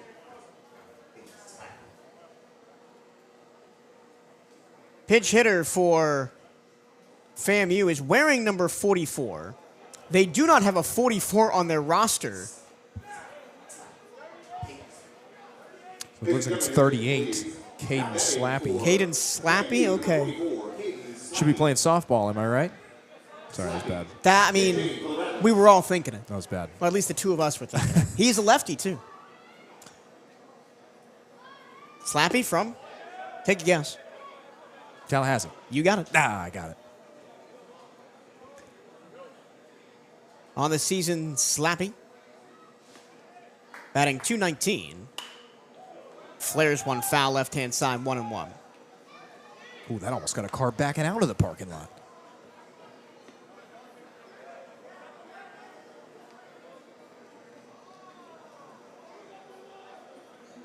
Just a run on 7 hits for Slappy as he swings and misses and the count is 1-2. 32 at-bats on the season.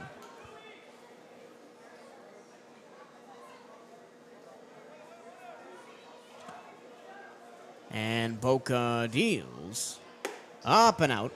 He goes with that high outside fastball to lefties again. I like it every time I see it. Put it in FAMU's court to lay off of it or try to foul it off. A smart way to do business. Here's the pitch. Just low.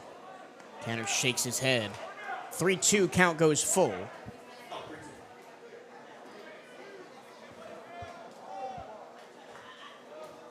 Boca trying to get through another clean inning here. Full count delivery. Low ball 4.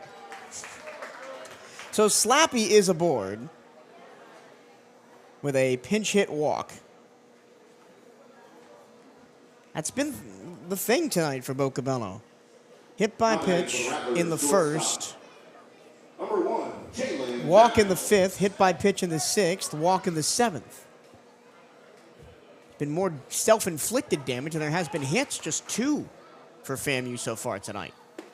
And now the 9-hole hitter, Jalen Niles. And Jalen Niles is a 9-hole hitter, kind of like Colton Olison was a 9-hole hitter the last couple of years for Bethune-Cookman. Really a second setup guy at the bottom of the order. He squares to bunt, pulls it back, there's a strike. With all your, analytics, modern baseball theory and all that, you're starting to see that more and more in the professional realm too, where you don't just stick your worst hitter in the 9 spot. He's maybe your 3rd or 4th best hitter now. Because if you get through the bottom of the order, you want to set up the top. Count 1 and 2. I mean, really, the best version of it is just have good hitters up and down the lineup. But you're right. I think you're burying more of your bottom guys at 7, 8. Soft roller. Far inside of 3rd. Fabo barehanding. He's got no play. 3rd hit of the game for Florida A&M. And it's a lucky one. Just a tapper inside of 3rd. And 2 on with 2 out for Florida A&M. And when you want to talk about maturity, sorry to cut you off, as a 3rd baseman, I think that's a play that maybe a year ago in his first year as a freshman that Fabo probably tries to make the throw over. And it might end up in an error. It might end up in some craziness over there, but just eats it. That's a smart play. Turn the order over. to the Rattlers. Here's William Brown, 0 for 3 with 2 strikeouts. First pitch, outside ball 1. Slappy on second after a pinch hit walk. Niles after an infield single, and here comes Coach Hernandez. Yeah, you're going to watch, maybe not necessarily getting pulled right here, but they are not going to play around. I mean, Coach Hernandez wants this one, and this is big, especially now when you're looking at later in this game, a 7th inning. If you're blowing a lead tonight, you're going to be in bad shape for the rest of the weekend. So they're not going to mess around. Vocabello's got one more batter, probably either way, although it wouldn't shock me if he gets out of this. He could start the next frame. It depends on how he looks getting out of it. Yep. You know, if he strikes out Brown or maybe gets a 2-pitch at-bat with a piece of soft contact, maybe he's in the dugout arguing to go back out there. But with how good Giancarlo Zambrano has looked, and I would assume that that's who's would be coming out next. The problem with this ballpark for us is we can't actually see the BCU bullpen down the right field line. The overhang of the roof of the clubhouse blocks our view. But I would assume it's Zambrano because that's who the first out of the pen has been all season long for the Wildcats. Yep, I mean, it's one of either him or traditionally I would expect to see Yoancel Diaz, but he's only, looks like soft tossing, maybe stretching a little bit. Here we go. Big moments here. Wildcats up 5-0. But 2 on, 2 out for Florida A&M in the 7th. The batter is William Brown. And he watches a curveball low, 2-0.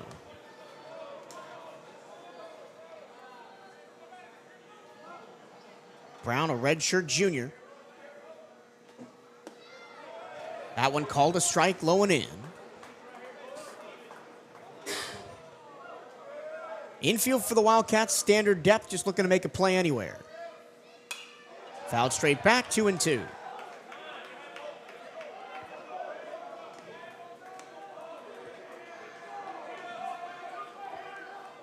Two balls, 2 strikes, 2 outs. Slappy on second, Niles on first.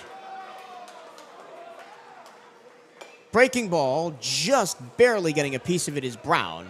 And the count holds 2-2 on pitch number 117 for Tanner Vocabello. That is his new season high, and I believe his new career high. I'll have to go back and check. 2-2 again. Didn't find the zone. That one missed up by the letters. 3 balls, 2 strikes.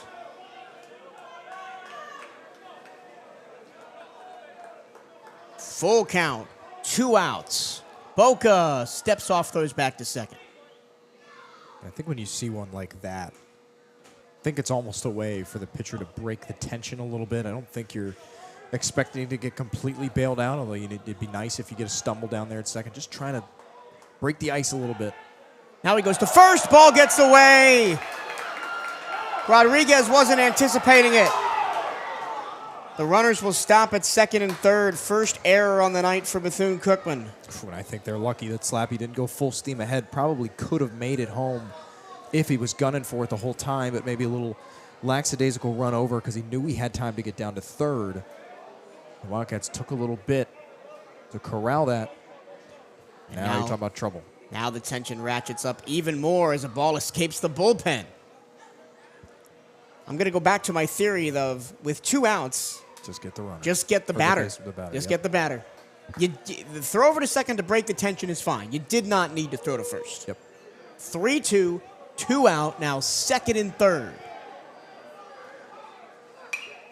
High pop foul first base side. We'll do the 3-2 again. And if you're FAMU, the tension's pretty high too, right? You probably figure, sure, game's not actually over, but this is, if you're going to do it, it's probably got to start right here. Ball 4, bases loaded, and that's the end for Vocabello as here comes Coach Hernandez. Well, and how many times have we seen a guy like Zambrano or a lot of these Wildcat relievers? I mean, welcome to the game. Welcome to the series.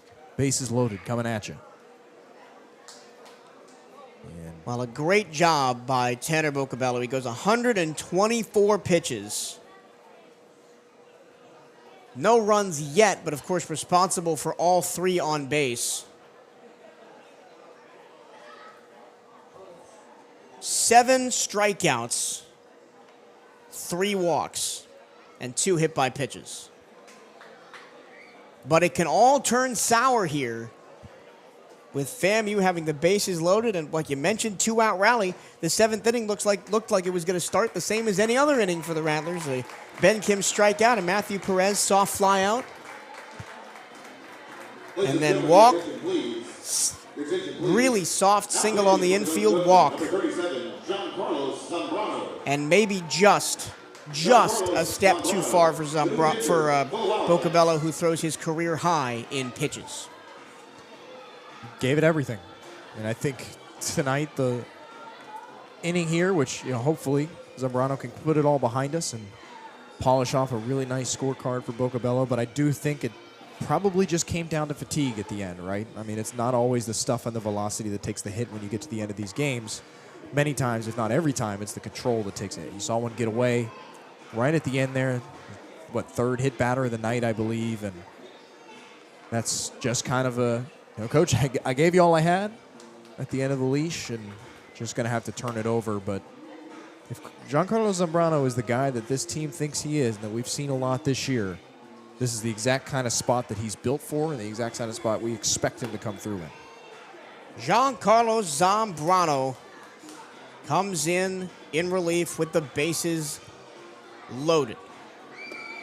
Zambrano from Caracas, Venezuela, but played high school ball in the States at Doral Academy down in Miami. 29 innings pitched on the year for Zambrano. He's got a 2.17 ERA. He's given up 8 runs on 16 hits, 7 earned, striking out 28 and walking 9. It's allowed 3 doubles, no triples, 2 homers, 1 wild pitch, 5 hit by pitches. Again, his ERA 2.17. And in his last 2 outings, has not allowed a hit. In 3 innings against Mississippi Valley and 1 2/3 against Alabama A&M. But against Southern, he got roughed up a little bit in the 12-11 win for the Wildcats eventually. He gave up 3 runs on 4 hits and 3 1/3. And it's the low walk numbers to me that have made him as excellent as he's been. In many innings, just under 10. And that is one of the best reasons why. He has got the best breaking stuff on the staff, in my opinion. Yeah, when you can fire that one in for a first pitch strike, and a lot of times the batter's just staring at you like, what was that? You're in a pretty good position. But it's the best Rattler hitter at the plate, Brody Popple. And he fouls one off to the left. He's down 0-2.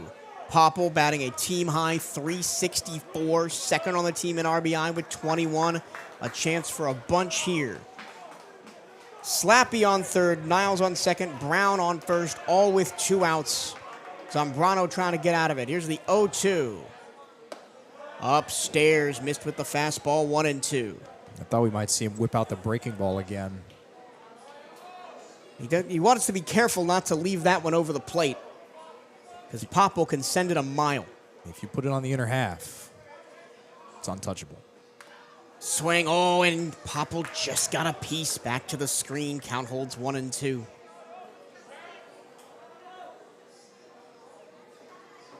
So we've seen curveball, fastball, fastball, fastball from Zambrano.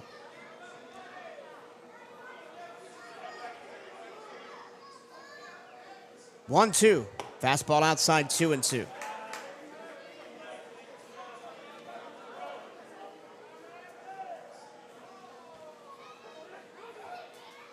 I remember seeing a highlight of Brody Popple against UT Martin earlier in the season take a hanging curve and just mash one 1,000,000 miles.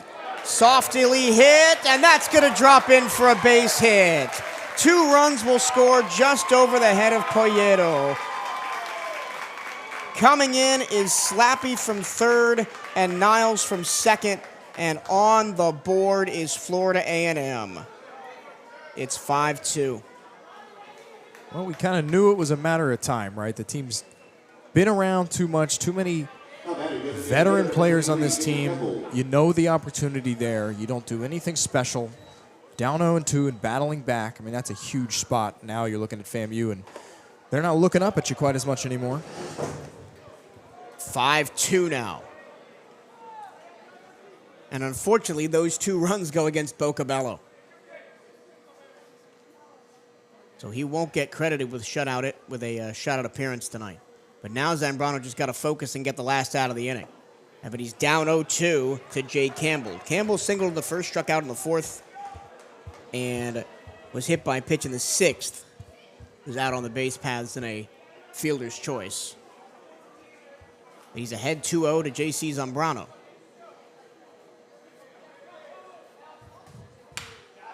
High pop, right field towards the line, tracking Martinez, and the Wildcats get out of the inning, but 2 runs on 2 hits and 2 left, and we go to the bottom of the 7th. Wildcats got to keep the offense ticking. It's 5-2 Bethune-Cookman here on the CatEye Network.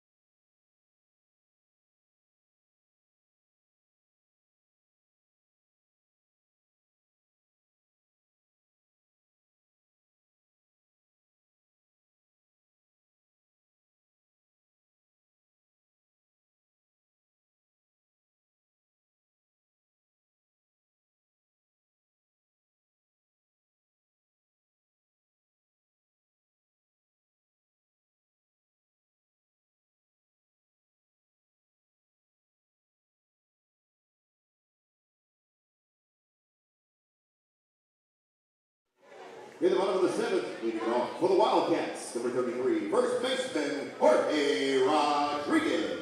To the bottom of the 7th. Wildcats aren't going to have this all their own way tonight as FAMU hits back with 2 in the top half of the inning. A 2 RBI single by their best hitter, Brody Popple. Standing in is Jorge Rodriguez. He takes the ball 1-0. Rodriguez on the night. No at-bats, 3 walks. And he watches a slider strike that caught the inside corner, 1-1.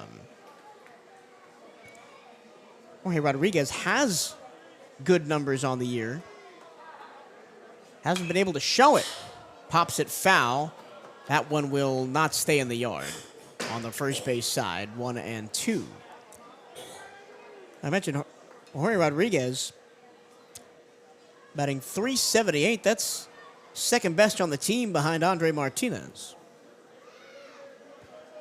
And he's walked 3 times tonight, but all 3 of those were against Workman. And he strikes out against Langley. Trenton Langley still on the hill for Florida A&M, 1 away. That's Langley's second strikeout. Got Fabo swinging to end the 6th. Yeah, I mean, outside of Darrell Lee and one big swing, there really hasn't been much reason to put a whole lot of confidence in what the Wildcats are going to be able to put together against Langley. Still very much adjusting to that stark contrast in pitching style. That one again catches the inside corner. First pitch to Jesus Venegas. Venegas over 3, struck out of the first. Lined out to left in the third, but picked up an RBI on a sacrifice. And then popped out on the infield to the third baseman in the 5th. Jesus Venegas 0 for his last 7. He was 0 for 4 on Tuesday against UNF, the only Wildcat starter to not reach base. 1-1. High pop, third base side. Long run for Kim. He will not track it down as that one goes out of play over the bullpen. The wind has calmed way down as we've gotten later in this game, just lazily blowing the flag, quarter mast. In from center, outside 2-2. Both of these teams tonight coming in 13-2 in the SWAC, tied for first place. The winner of this series will be the leader in the conference. Venegas, line drive down the left field line. That'll drop and head to the wall. He takes the turn heading towards second. He'll be in there with a double, and there's one on with one out in the seventh. Well, nice piece of contact for Venegas, who looked pretty hapless tonight against Workman. That's a nice one. Not hit particularly hard, but hit well. Hit to a nice area of the ballpark out there. And I think, especially now, with the 2 runs in the top half of them, I mean, as good as J.C. Zambrano has been, it's definitely be a boon to grab a couple of here. There was definitely a signal just now from the FAMU bench down to the bullpen. Brent Richardson signaling down over there saying, hey, get ready. And it should be Cody Williams, the senior from Georgia, who we thought was going to come in back in the 6th when Langley took over. Popple goes out to just settle down his graduate student pitcher.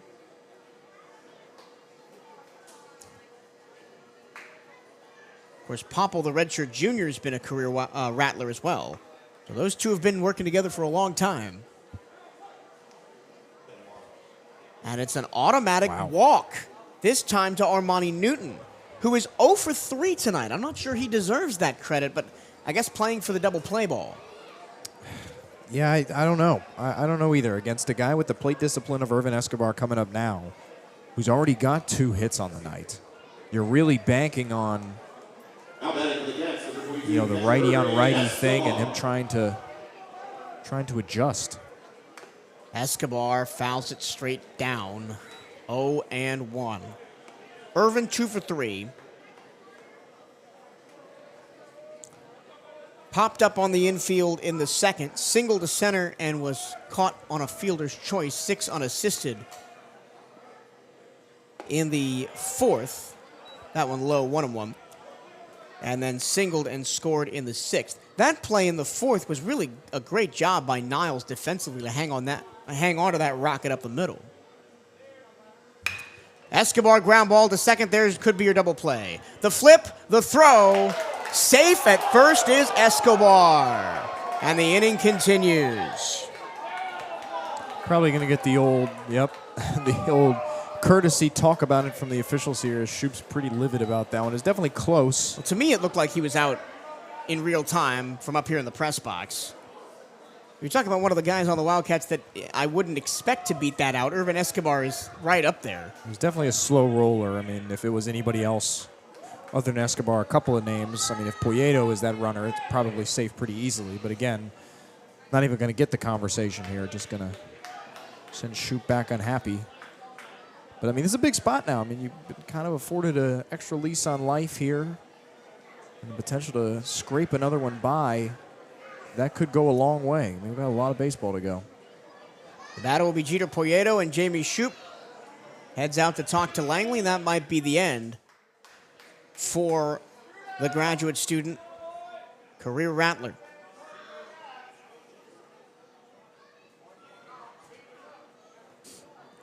Stay up to date with everything Bethune-Cookman Athletics by checking out the Wildcats on social media. Give BCU Athletics a like on Facebook and follow the Wildcats on X and Instagram at BCU_athletics. For the latest BCU baseball, follow at BCU Diamond Cats on X and Instagram. Come be a part of BCU Athletics and support the CatEye Network. If you or your business is interested in partnering with us here on the CatEye Network, you can reach out to the Wildcats Athletic Communications Department at bcusportsinfo@cookman.edu. That's bcusportsinfo at cookman.edu. Of course, a new episode of Hail Wildcats Radio. We just recorded it today. It'll come out on Saturday. Don't miss it. It's the podcast that takes you behind the scenes of all 15 Wildcat sports programs. Bryce and I are part of it, along with Brian Harvey. We deliver unparalleled coverage of your favorite teams. Tune into 1380 WELE, Daytona Beach, every Saturday to catch the show live or anytime on your favorite podcast platform. So we meet the new pitcher for Florida A&M.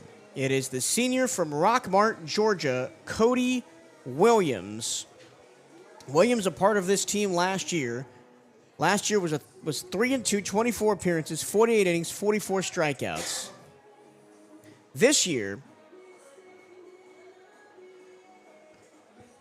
23 2/3 innings pitched for Williams.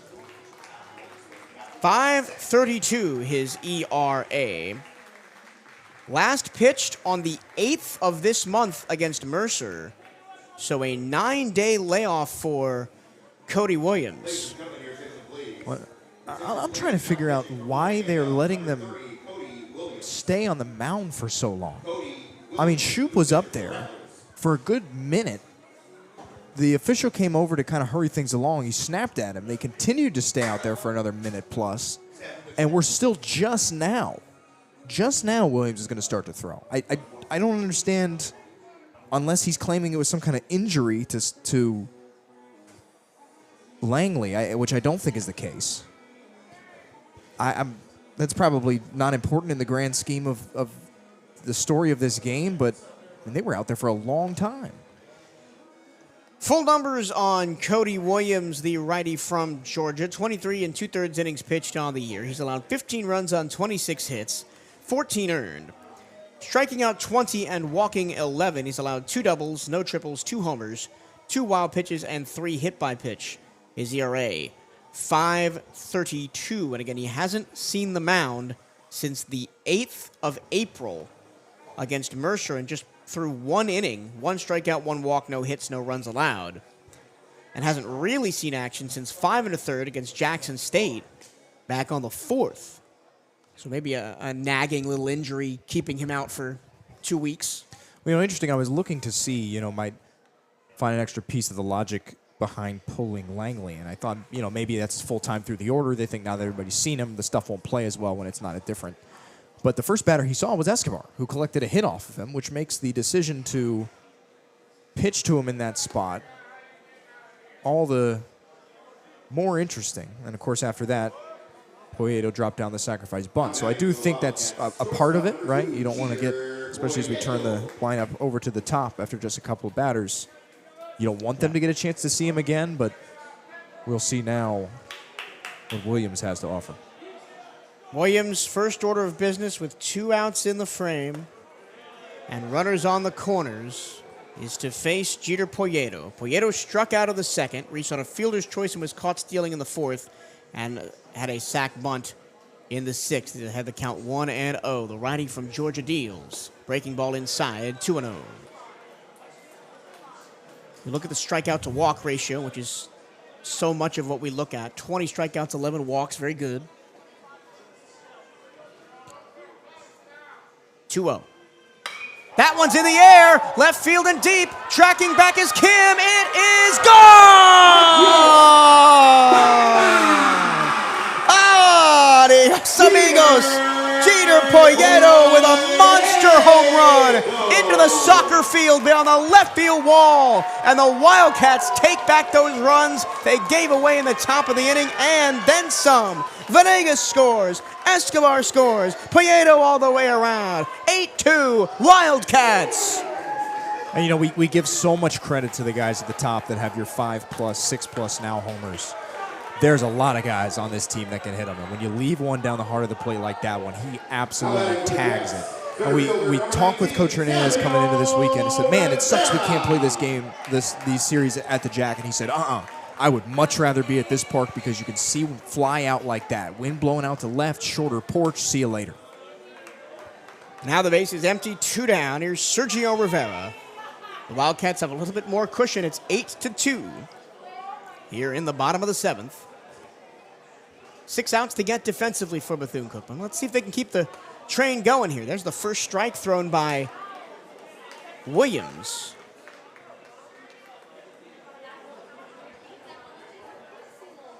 But I'll get to my point after this 1-1. Rivera in the air, left center field, tracking Cruz. He will make the catch, and I won't get to my point anyway. That's a surefire way to make sure the inning ends. Yep. Say, I'll get to my point, and then the inning is over. 3 runs, 2 hits, nobody left for the Wildcats. They push their lead to 8-2 here on the CatEye Network as we go to the 8th.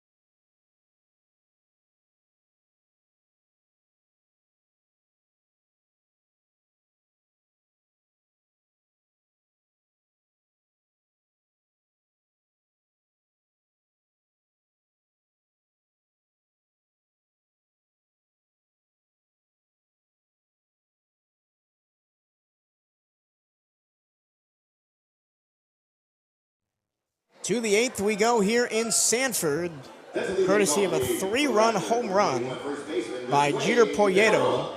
In the bottom of the 7th, the Wildcats have some distance now. It's 8-2 over Florida A&M. Giancarlo Zambrano on the hill misses the first pitch low to Josue Figueroa. Figueroa 0 for 2 with a hit by pitch. Was hit by that pitch in the first. Popped out to third in the 4th and struck out in the 6th. There's a strike, 1-1.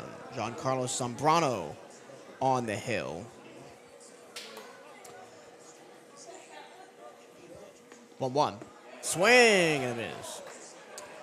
Breaking ball in the dirt, 1-2. Those 2 runs in the 7th inning, I believe, go to Vocabello, correct? So they're not charged to Zambrano. Breaking ball misses outside, 2-2. So Zambrano has still not given up an earned run since the Southern Series. Fouled away, first base side, count holds 2-2. Where Zambrano was really the best was the Alcorn Series and the Jackson State Series. 3 appearances, 8 innings, 1 hit between those 2 series. And of course, his introduction to Wildcat Faithful was Stony Brook, where he came in, walked the bases loaded, and then got 3 straight strikeouts right at the beginning of the year. On the ground to first, scooped up by Rodriguez. He'll take it himself, 1 down.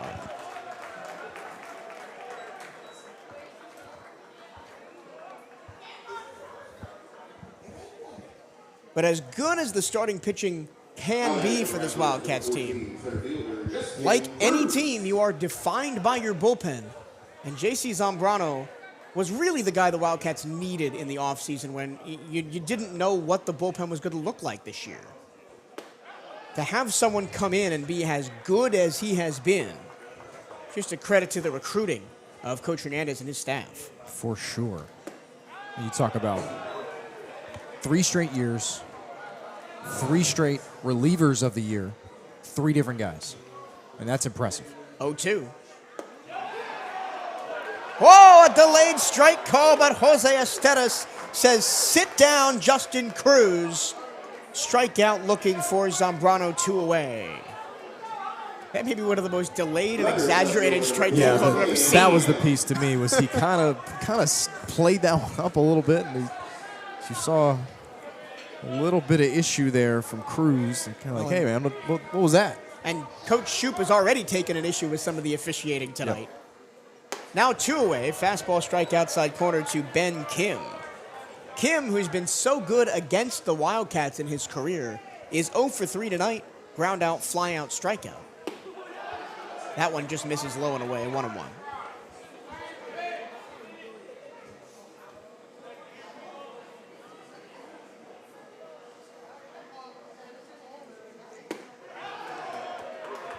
Bethune-Cookman has not lost a home series to Florida A&M in the last 2 years.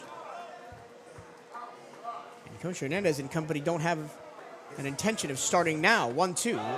Outside, missed the corner, 2-2. Derek Cartaya was up here in the press box talking to us before the game. He says, I've never lost a series to him since I've been here. 2-2. High fly, right field, and headed back towards the wall. Martinez tracking, and it's one hop to the wall. That's one thing you don't get in Sanford is that's for sure a ground rule. This is the jack. That bounces 5 feet over the wall. That one's going to stay in. And in that case, it's a double either way. But how many times have we seen runs stolen from either side because of those? That is the 5th time in 8 innings tonight that Florida A&M has gone out, runner on base. It's a frustrating way to live. Almost everything for the Rattlers tonight has come with 2 outs. And it's kind of surprising that the Wildcats have been not as bit by it as they could have been. Just 2 runs. 1-0 from Zambrano in the dirt. Matthew Perez, the batter, he's also 0 for 3. Grounded out the 2nd, struck out in the 5th, flew out in the 7th. Zambrano just looking for one more here. Figueroa grounded out to first. Cruz struck out. Kim doubled to right center. That one a strike, caught the bottom of the zone.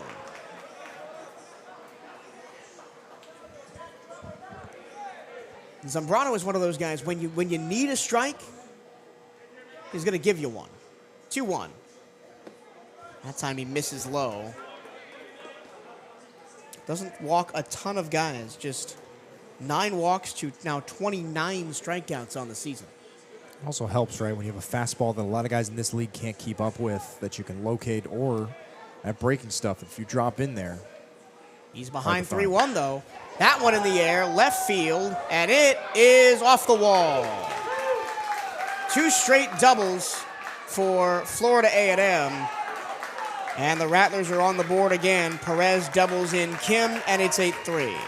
And very quickly, we see the importance now of the 3 runs in the bottom half of that 7th inning. And FAMU trading places there. Put another one on the board. And 2 hard hit doubles by Kim and Perez. Both of those off the bat looked like they might have had a chance. Yep. If the wind was roaring like it was earlier today, that one might get out. There's Caden Slappy on for his 2nd appearance of the game. There's a strike. Slappy pinch hit for Colton Riles in the 7th. Walked, went to 3rd on an error, and eventually came around to score on the Brody Popple 2 RBI single. Swings and misses at a ball in the dirt, 0-2. But in both at-bats to Kim and Perez, Zambrano got behind and had to serve one up over the plate. Now he's ahead 0-2. And he got Slappy silly looking at that one. And that's the end. 1 run, 2 hits, and 1 left. We go to the bottom of the 8th. Wildcats not out of the woods yet, up 8-3 here on the CatEye Network.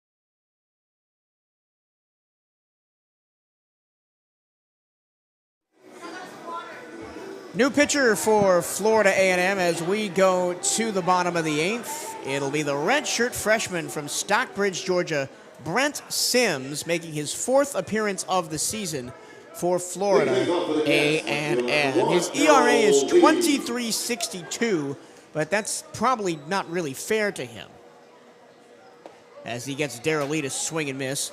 Lee 2 runs scored tonight on 2 doubles and a walk. He also flew out to center.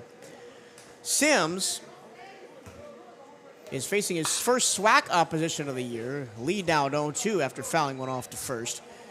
He went an inning and a third in his collegiate debut against Ball State back on the 3rd of March. Gave up 7 runs on 5 hits. No strikeouts, 2 walks. 0-2 to Lee. Outside, ball 1.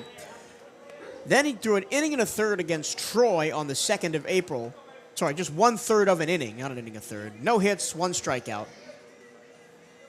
1-2. 2-2. Ball outside. And then his last appearance was against Mercer on the 8th of this month. Went a full inning, allowed a hit, but no runs, struck out 2. 2-2. Lee fouls it away, left-hand side, count holds. So this is where the kind of vaulted Derek Cartaya scouting report kind of goes away a little bit. Guy that only has 3 on the year. Lee gets a hold of that one, but pulls it foul down the first base line. Home run distance without home run accuracy.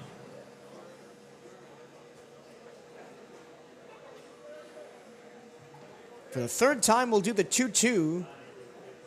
First batter faced from Sims. Lee, rocket shot to right field. There's his 3rd hit of the ball game. And his first one that's not a double, as he just singles right to the right fielder, Slappy. Well, how many times have we said his name when it comes to leading off these innings where it feels like, I'm not going to say you got to have it, but you'd like to keep pushing the envelope a little bit here. And there's Darrell Lee to come through and get you started.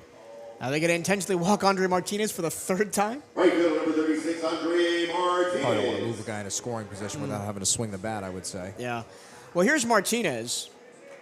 Homer in the 1st, walked and scored in the 3rd, struck out in the 5th, was intentionally walked in the 6th. Sims deals, breaking ball outside, ball 1. My point at the back end of the last time the Wildcats were at bat is that every new pitcher has given up a hit to the first batter they faced, and everyone has given up a run in their first inning of work. In the first inning for Workman, Lee doubled, Martinez homered. Then, in the 6th, when Langley came in, Escobar singled, sack bunt to second, double by Lee to get him in. Then, in the last inning, Williams came on in the middle of it and immediately gave up a 3-run home run, ball in the dirt, 3 balls, no strikes, to Jeter Polledo, and now first pitch, or first batter faced for Sims, a single to right field for Darrell Lee. Wildcats adjusting quickly. And I'm going to say that that's a lot of the work that they've done. That one, a line shot, right to 3rd, back to 1st, double play. Well, you can't fault Andre Martinez for that. That was about as hard as you can hit a baseball. But Perez didn't have to move and then threw it over to 1st. And on the move was Darrell Lee, because if you see a ball hit that hard, of course you're going. Yep. So nice little break there for a FAMU defense that hasn't been, I'd say, 100% on their game tonight. But always nice to get a gift like that. Just pure bad luck. Now with 2 outs, here's Jorge Gonzalez-Febo. Febo struck out in the 1st, reached on a bunt single in the 3rd, reached on an error in the 5th that scored Darrell Lee, and then struck out in the 6th. Sims deals outside. The Wildcats have made good contact against Sims. The line drive by Lee and then the line drive by Martinez that was caught. 1-1. Bounce to the plate, 2-1. These two will be right back here tomorrow at 6 p.m. for the second game of the series. It'll be Joel Corey going for the Wildcats. 2-1 from Sims to Febo. Swing and a miss. Off speed, upstairs, 2-2. Febo looking to send that one back to Daytona Beach. Just way out in front of it. Now got to protect. Sims deals. Fabo in the air to center. Moving back, Cruz tracking near the wall. Oh my goodness. A tremendous diving catch. One of the catches of the season by Dustin Cruz. And that's the end of the inning. The FAMU defense gets them out of it. 3 outs to get for the Wildcats. They're up 8-3 as we go to the 9th here on the CatEye Network.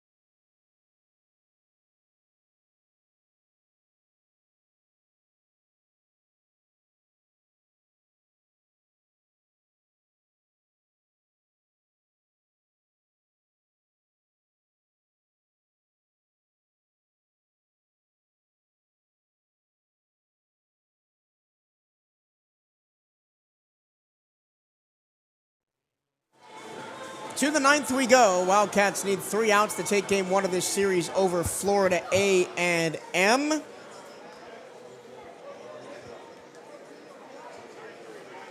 And Jalen Niles will be pinch hit for to start the 9th. And the 9-hole. Pinch hitting for Florida A&M, number 33, Ethan Miller. This is Ethan Miller, the catcher slash first baseman from Tallahassee, junior.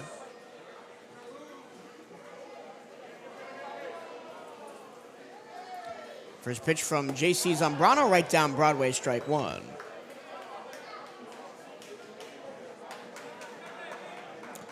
So Miller will bat in the 9 spot in place of Niles. Niles, 1 for 2 with a walk and a run scored. Check swing, no swing on a slider outside, 1-1. Miller on the season, batting .288. Zambrano deals, fastball, right down the middle, 1-2. 12 runs on 17 hits for Miller with 13 RBI. Started 16 games this season, but he is going to walk back to the dugout after swinging and missing at that Zambrano pitch. 3rd strikeout for Zambrano in the game, 1 away in the 9th, and we'll go back to the top of the order. Here's William Brown. Brown 0 for 3 with a walk. Batter, second baseman, number 5, William Brown. Grounded out to short in the 1st, struck out in the 3rd and 5th, and then walked in the 7th. That was the last batter that Tanner Vocabello faced. First pitch, a strike to him.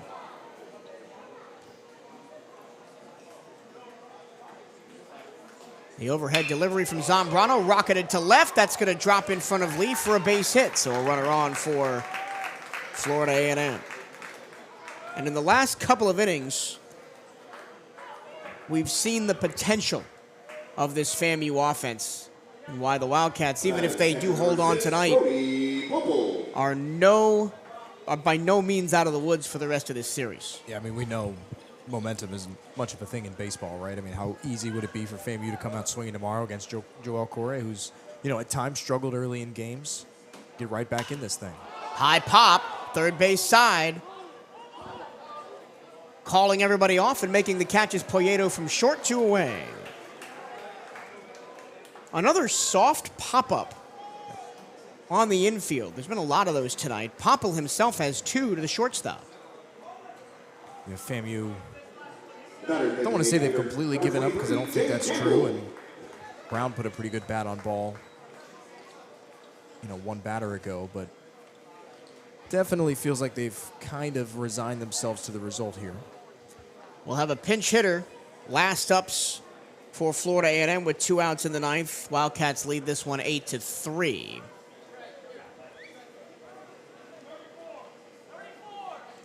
Trey Kraft is the batter. Kraft, the freshman from Umatia.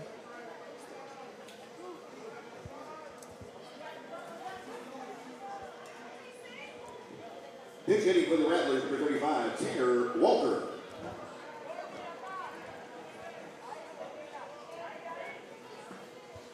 First pitch outside to Trey Kraft, the freshman from Umatia. Freshman Trey Kraft, work 35. Kraft batting just 125 on the year. In 8 at-bats, a run on a hit.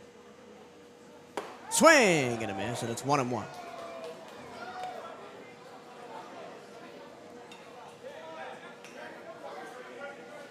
Wildcats trying to take game 1 of this series from Florida A&M here in Sanford. 1-1. That one, a slider that slid into the bottom of the zone. And the Cats a strike away.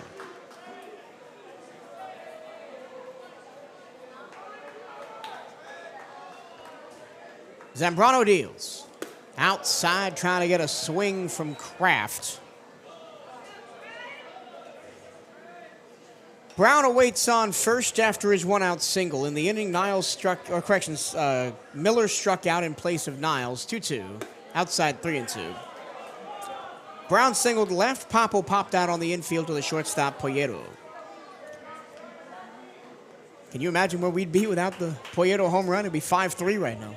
Yep. And we'd be sweating this one out. They probably look a lot different than that, too, because you figure FAMU would be a little more engaged at the plate, especially after a big defensive play to end the top. Full count. Sliced foul. Out of play. We'll do the 3-2 again. Zambrano has 4 strikeouts after coming in with 2 away in the 7th. Eventually gave up the 2 runs, not charged to him, but he did give up the hit by Popple that scored the 2 of the 3 Rattler runs tonight. Swing and a miss. Zambrano says, "Goodnight, Rattlers," and the Wildcats win. This one belongs to the Maroon and Gold. 5 strikeouts in relief for Zambrano. 7 strikeouts and a start for Tanner Vocabello. The Wildcat pitching excellent. The Bats did what they had to do, and the Wildcats take game 1 of this 3-game series. Well, you heard Coach Hernandez tell us in the pregame, right? He felt like UNF was one of the first full, complete wins he's seen. I would say they followed it up with a pretty good one here tonight because the Bats came to play, especially in the big moments where it felt like you were kind of teetering, where you had to have it, whether it was for insurance, whether it was jumping front early. Andre Martinez doing what he's done to get the Cats in front. And then, of course, the pitching. I mean, Vocabello looking as close to last year's version of Vocabello as we have seen. Absolutely outstanding. And then that 1-2 between him and Zambrano is going to be really tough to beat for these Wildcats. I mean, if that's obviously their ideal pitching rotation there, that's how you'd love to finish every game if you could. But when you're up against those two to start a series, I mean, you talk about setting the tone. I think you did that pretty clearly. I think you saw some bright signs from FAMU that shows you they're not going to go away quietly the rest of the weekend. But it's a lot better to be out on this kind of start, up 1-0 in the series, a gotta-have-it series, than, the alternative. What do you think was the biggest thing tonight? Because, yes, Vocabello was great. Zambrano came in and did what he did with relief. But, of course, the offense put up 8 runs. Martinez hit another home run. Darrell Lee was terrific at 3 for 5 with 2 runs scored and an RBI. Well, to me, and you can point to a lot of things. That's why I say it's important, and I know Coach is going to say the exact same thing when he rolls up here, that you talk about it being a complete performance because everybody did a little bit of everything. You had 1 error on the board on the pickoff attempts, but otherwise defense pretty outstanding. But for me, we've started to see this team morph into an offensive first one, and that doesn't mean the pitching's bad. I mean, we looked at the numbers. The pitching has been good, and if you look at the grand scheme of the SWAC, it's been outstanding. But we know the team can hit. To me, if you're going to take that next step and be truly dominant when it comes to the tournament in about a month or so, I think it's going to start with the pitching. And to see Vocabello look like that return to form, again, not that he's been horrible by any means. He just hasn't been what we saw from him so much last year in that pitcher of the year kind of season. And to see him come out, shove like he did, turn it over again. the game plan tonight was as ideal as it's going to be. You had your best lineup out there, you got your best two arms out there, and you took care of business. I mean, coach is going to say it, complete win, but to me, I think it starts with Vocabello. I really do. And it's not over, right? You got 2 more games in this series. FAMU's going to be mad about tonight. They got shut down for the most part outside of that little rally they had with 2 runs in the 7th and, of course, the 2 doubles in the 8th, which Zambrano did really good to come back from, by the way. It could have been easy for him to just give up. Oh, they're seeing me really well right now. Shoved, got out of the inning, and then was really good in the 9th as well. And again, it's ideal because you save arms, right? We didn't see Yo-Yo tonight. We didn't have to see Pablo tonight because there was no save opportunity. We didn't see Carrasquilla. We didn't see Lastra. We didn't see anybody. So everybody's fresh and ready to go for the next 2 games of this series. And I was wondering how the Wildcats were going to come out on short rest on a Thursday, 2 days after being maybe one of the biggest highs of the season, stomping UNF in the midweek. And to come out and continue their momentum tonight, really, really good job. And to me, too, I extend that even a step further, right, where you've had 2 series now back-to-back in the SWAC. And, of course, the midweek one is a good one to kind of reset. But you've had 2 series against Mississippi Valley State and Alabama A&M. And you don't feel like maybe you've been truly challenged at a level you expect from top-tier or even good playoff teams in the SWAC since the Southern Series. And you could have very easily come out and expected to see the kind of pitching that you've been seeing from those caliber of teams. But no, you got to step up tonight. You got a freshman who, sure, freshman, but one that's balled out for a lot of the year, who's been outstanding, and you come out and you really put a stamp on it. You say, yeah, we put all that behind us, and we're ready and locked in, and we're a full, complete team, right? And that's why I think the midweekers at this level for these schools in Florida, and it goes for FAMU as well, are so important, right? Because it's so easy for some of these schools, even some that is not entirely their fault, right? If you're Mississippi Valley State, you don't necessarily have the budget or anything to go super far all the time, so you might be playing a Delta State or something similar for your midweek or a D2. But no, when you get the luxury of playing top-tier talent across the nation in the midweek, it's a quick reset. You can wipe away all the bad habits you might have formed from an Alabama A&M series where you weren't particularly challenged at the plate, where you really dominated up and down. You say, nope, you're right back into the fire. You've got a really good team you've got to face, and it sets you up really, really well for a team like Florida A&M. Coach Hernandez is addressing the people. Does he not know that he has people to address on the airwaves up here? I don't know. He got a round of applause for whatever he said. Now he's climbing the stairs. Yep. And quickly, to give FAMU credit tonight, Garrett Workman, as a freshman, was pretty good. He could have easily imploded after giving up a double and a home run the first 2 batters of the game. Came through, just gave up 2 more runs through the next 4 innings and looked pretty solid. Eventually, the bullpen does what SWAC bullpens often do, and they didn't really completely go away. Yes, the Wildcats got the 3 in the 7th off the 3-1 home run, but without that, it's a close game coming down the stretch. And credit to Jeter Poyeto adjusting to a new arm and seeing 2 pitches and putting one over the left field wall. But I think even in the absence of the reigning SWAC pitcher of the year, Caleb Granger, you can't really deny that it was decent on the mound tonight for Florida A&M. We're now joined in the booth by head coach Jonathan Hernandez. Before we talk about the game, I want to talk about what happened down the third baseline. You had to duck and cover because Andre Martinez almost took your head off with one of them. Yeah, I mean, I think it was feeble, actually, and I'm still hurting from it, but, it's all good. I guess it's fine after a W. So. You take the win. We got to talk about Jeter Poyeto, talking about an 0-for-2 night and then stepping up big time, 2 outs in the 7th with 2 on base to give you a big cushion in the game.